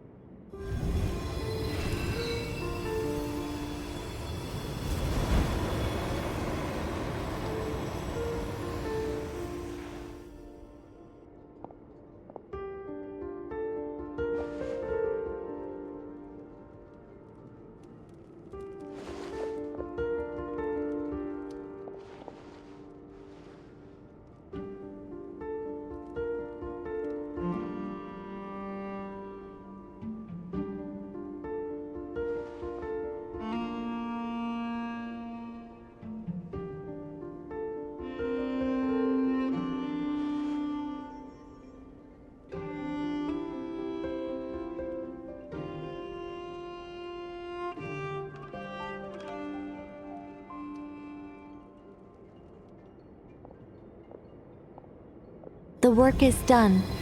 The sacred scroll shut. The stars grow dim, the people silent. The white sun sets, the silver moon rises. O path to the temple, appear now before us.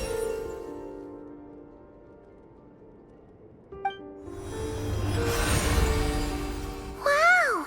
It really opened! So that's what all this is about. They've been trying to open this gate. Come, let us enter. It might be best to eat something first. Take care to chew properly and swallow slowly. It will give your body time to readjust to the digestion process. They will head in soon. They will need to enter this gate.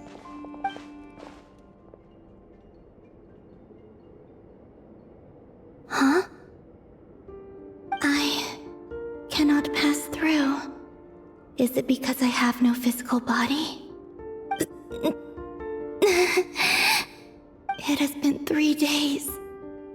My strength has all but completely faded. Can I really hold on until Moon Prayer Night?